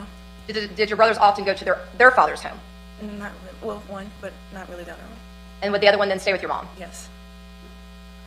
So is it fair to say that it was you and your sister mainly that would go to the defendant's home? Yes. Now, as you started to get older, did you go less, though, to the defendant's home? Yes. However, did IS continue to frequent the defendant's home? Yes. And also, to the defendant's older son that we talked about, I believe you said his name was Jaco. Yes. He didn't start living with the defendant until later on in 2018. Is that fair to say? Yes, ma'am. So he was not living there half of 2018 and then 2017, was he? No. And did IS actually have a relationship with Kamar Humphrey? No. Was this a very short period of time? Yes. That you're aware of? Yes, ma'am. And did your sister have sex with Kamar Humphrey to get back at the defendant? Correct.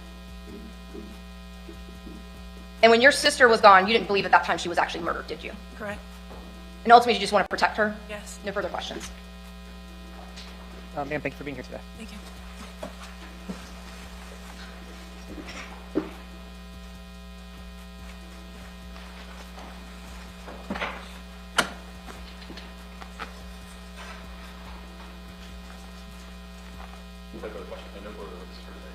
You sure? I know you want to know the short one, but that's all I think provides for otherwise. No, we're good. We're good. Thank you, Mr. Skinner. Members of the jury, appreciate. So, okay. So that is the end of this day today. And as you can see, the defense attorney, like, she didn't have to go that hard. You know what I'm saying? She did not have to go that hard. I think it's disgusting, you know, to make the young lady feel like it's her fault. It's not her fault that the guy that you're defending is a creep. That's her fault. That's not her fault. It's not her fault that her sister told her she was going to the grandmother's house. That kind of, nah, you know, but still, you didn't have to do all that. She did not have to do all that. And, you know, wherever she is, I saw an interview of her after this whole thing. Like, she was kind of like, knowing that she didn't believe nothing that her client was saying, she was trying to keep it like neutral. But you didn't have to attack this young girl like this. I understand he deserves a defense, but some of the stuff that she asked her, I mean, it was okay to ask her, well, you knew and you didn't say anything till this time. Okay, that's good. But to say that the mother made this up on this man so that she could get this on the news, so that's why y'all kept harping on the news part. Why would anybody do that? They already had suspected him long before she passed away. I mean, before she was unalived, because she didn't just pass away. He unalived her. So they already knew. The family had already confronted him. Understand what I'm saying? They already confronted him and told him, we think it's your Jose.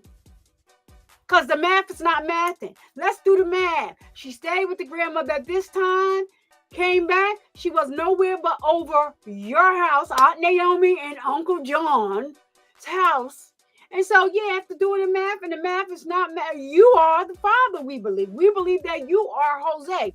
You are this attorney. I forgot who she asked one of the friends, one of Iyana's friends. Didn't she say that he was mixed, or she made a big thing about him being mixed or just being straight up Hispanic? What are you talking about? What are you talking about, earhole?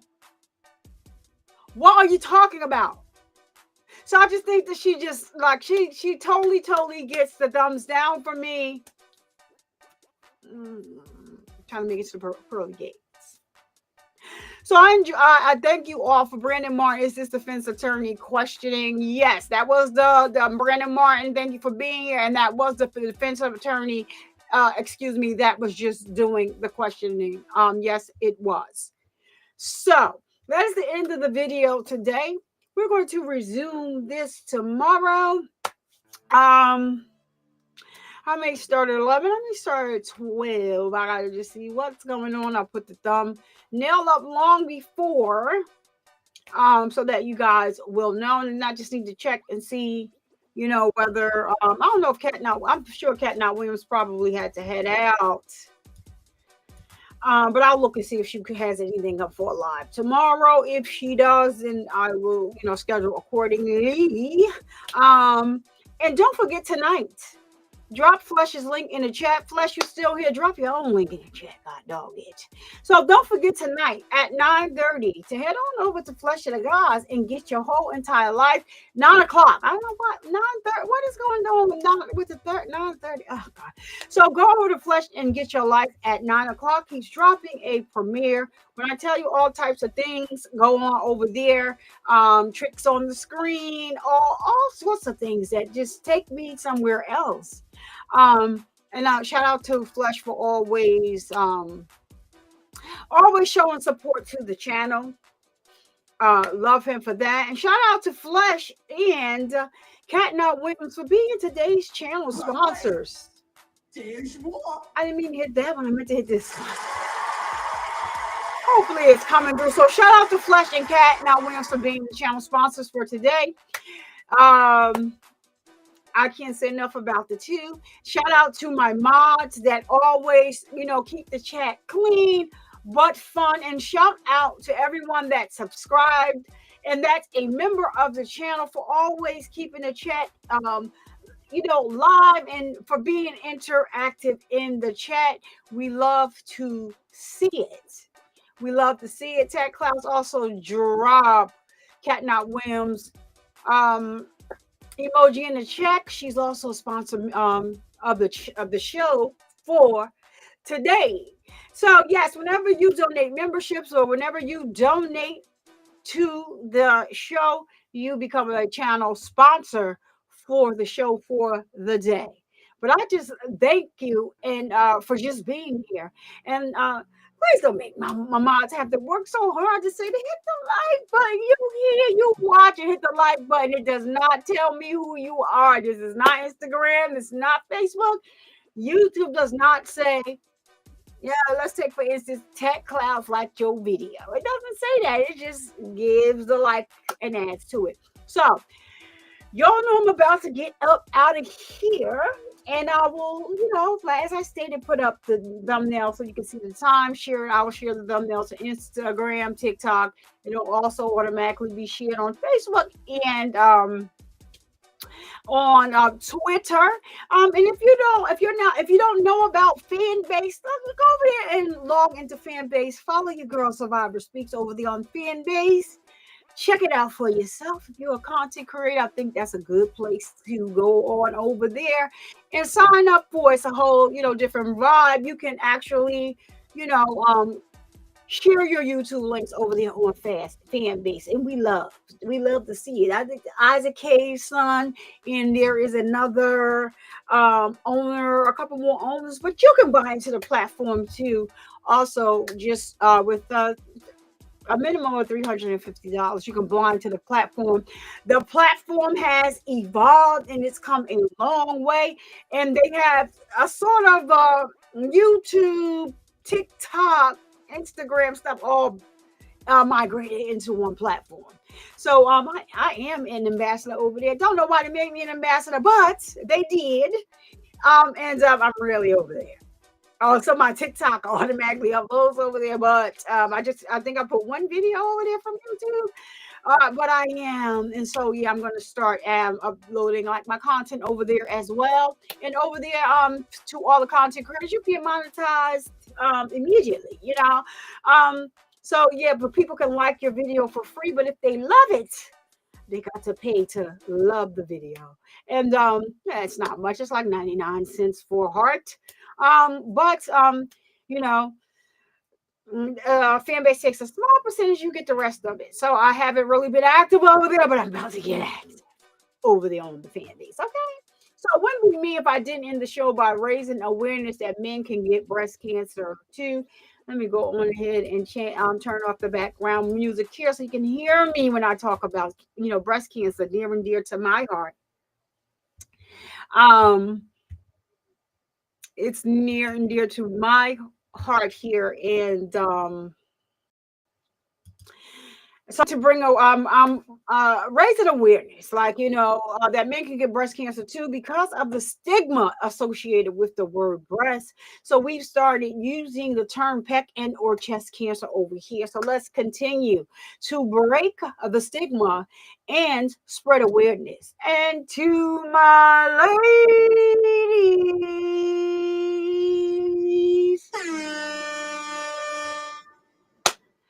please make sure that you're getting your mammograms, filling on your boobies to make sure that you are all right. All right. Don't you dare let anyone come into your house and disrespect the peace that passes all understanding. I am Survivor Speaks. I'll see you guys in the next live stream or uploaded video. And by the way, on the outro, this is my nephew. Yes, it is. Yes, it is. You can go on over to YouTube Music and listen to it, whatever. Just type in Survivor Speaks topic. Child Diggy done found my music. Ain't much on my music page, but whatever I use here, I release it professionally, and YouTube still gives me a copyright strike anyway. Even though they created the page and I just claimed it because it's mine. I own it. All the rights to the music. All right.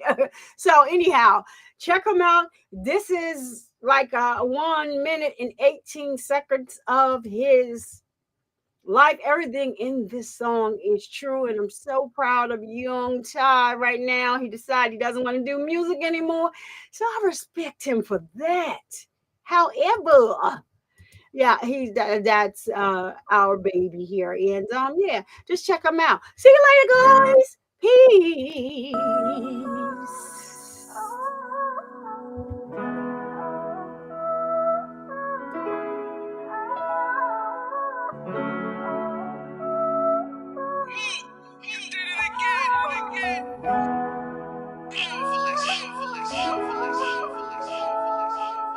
Full cycle, I just might though, just like a Michael.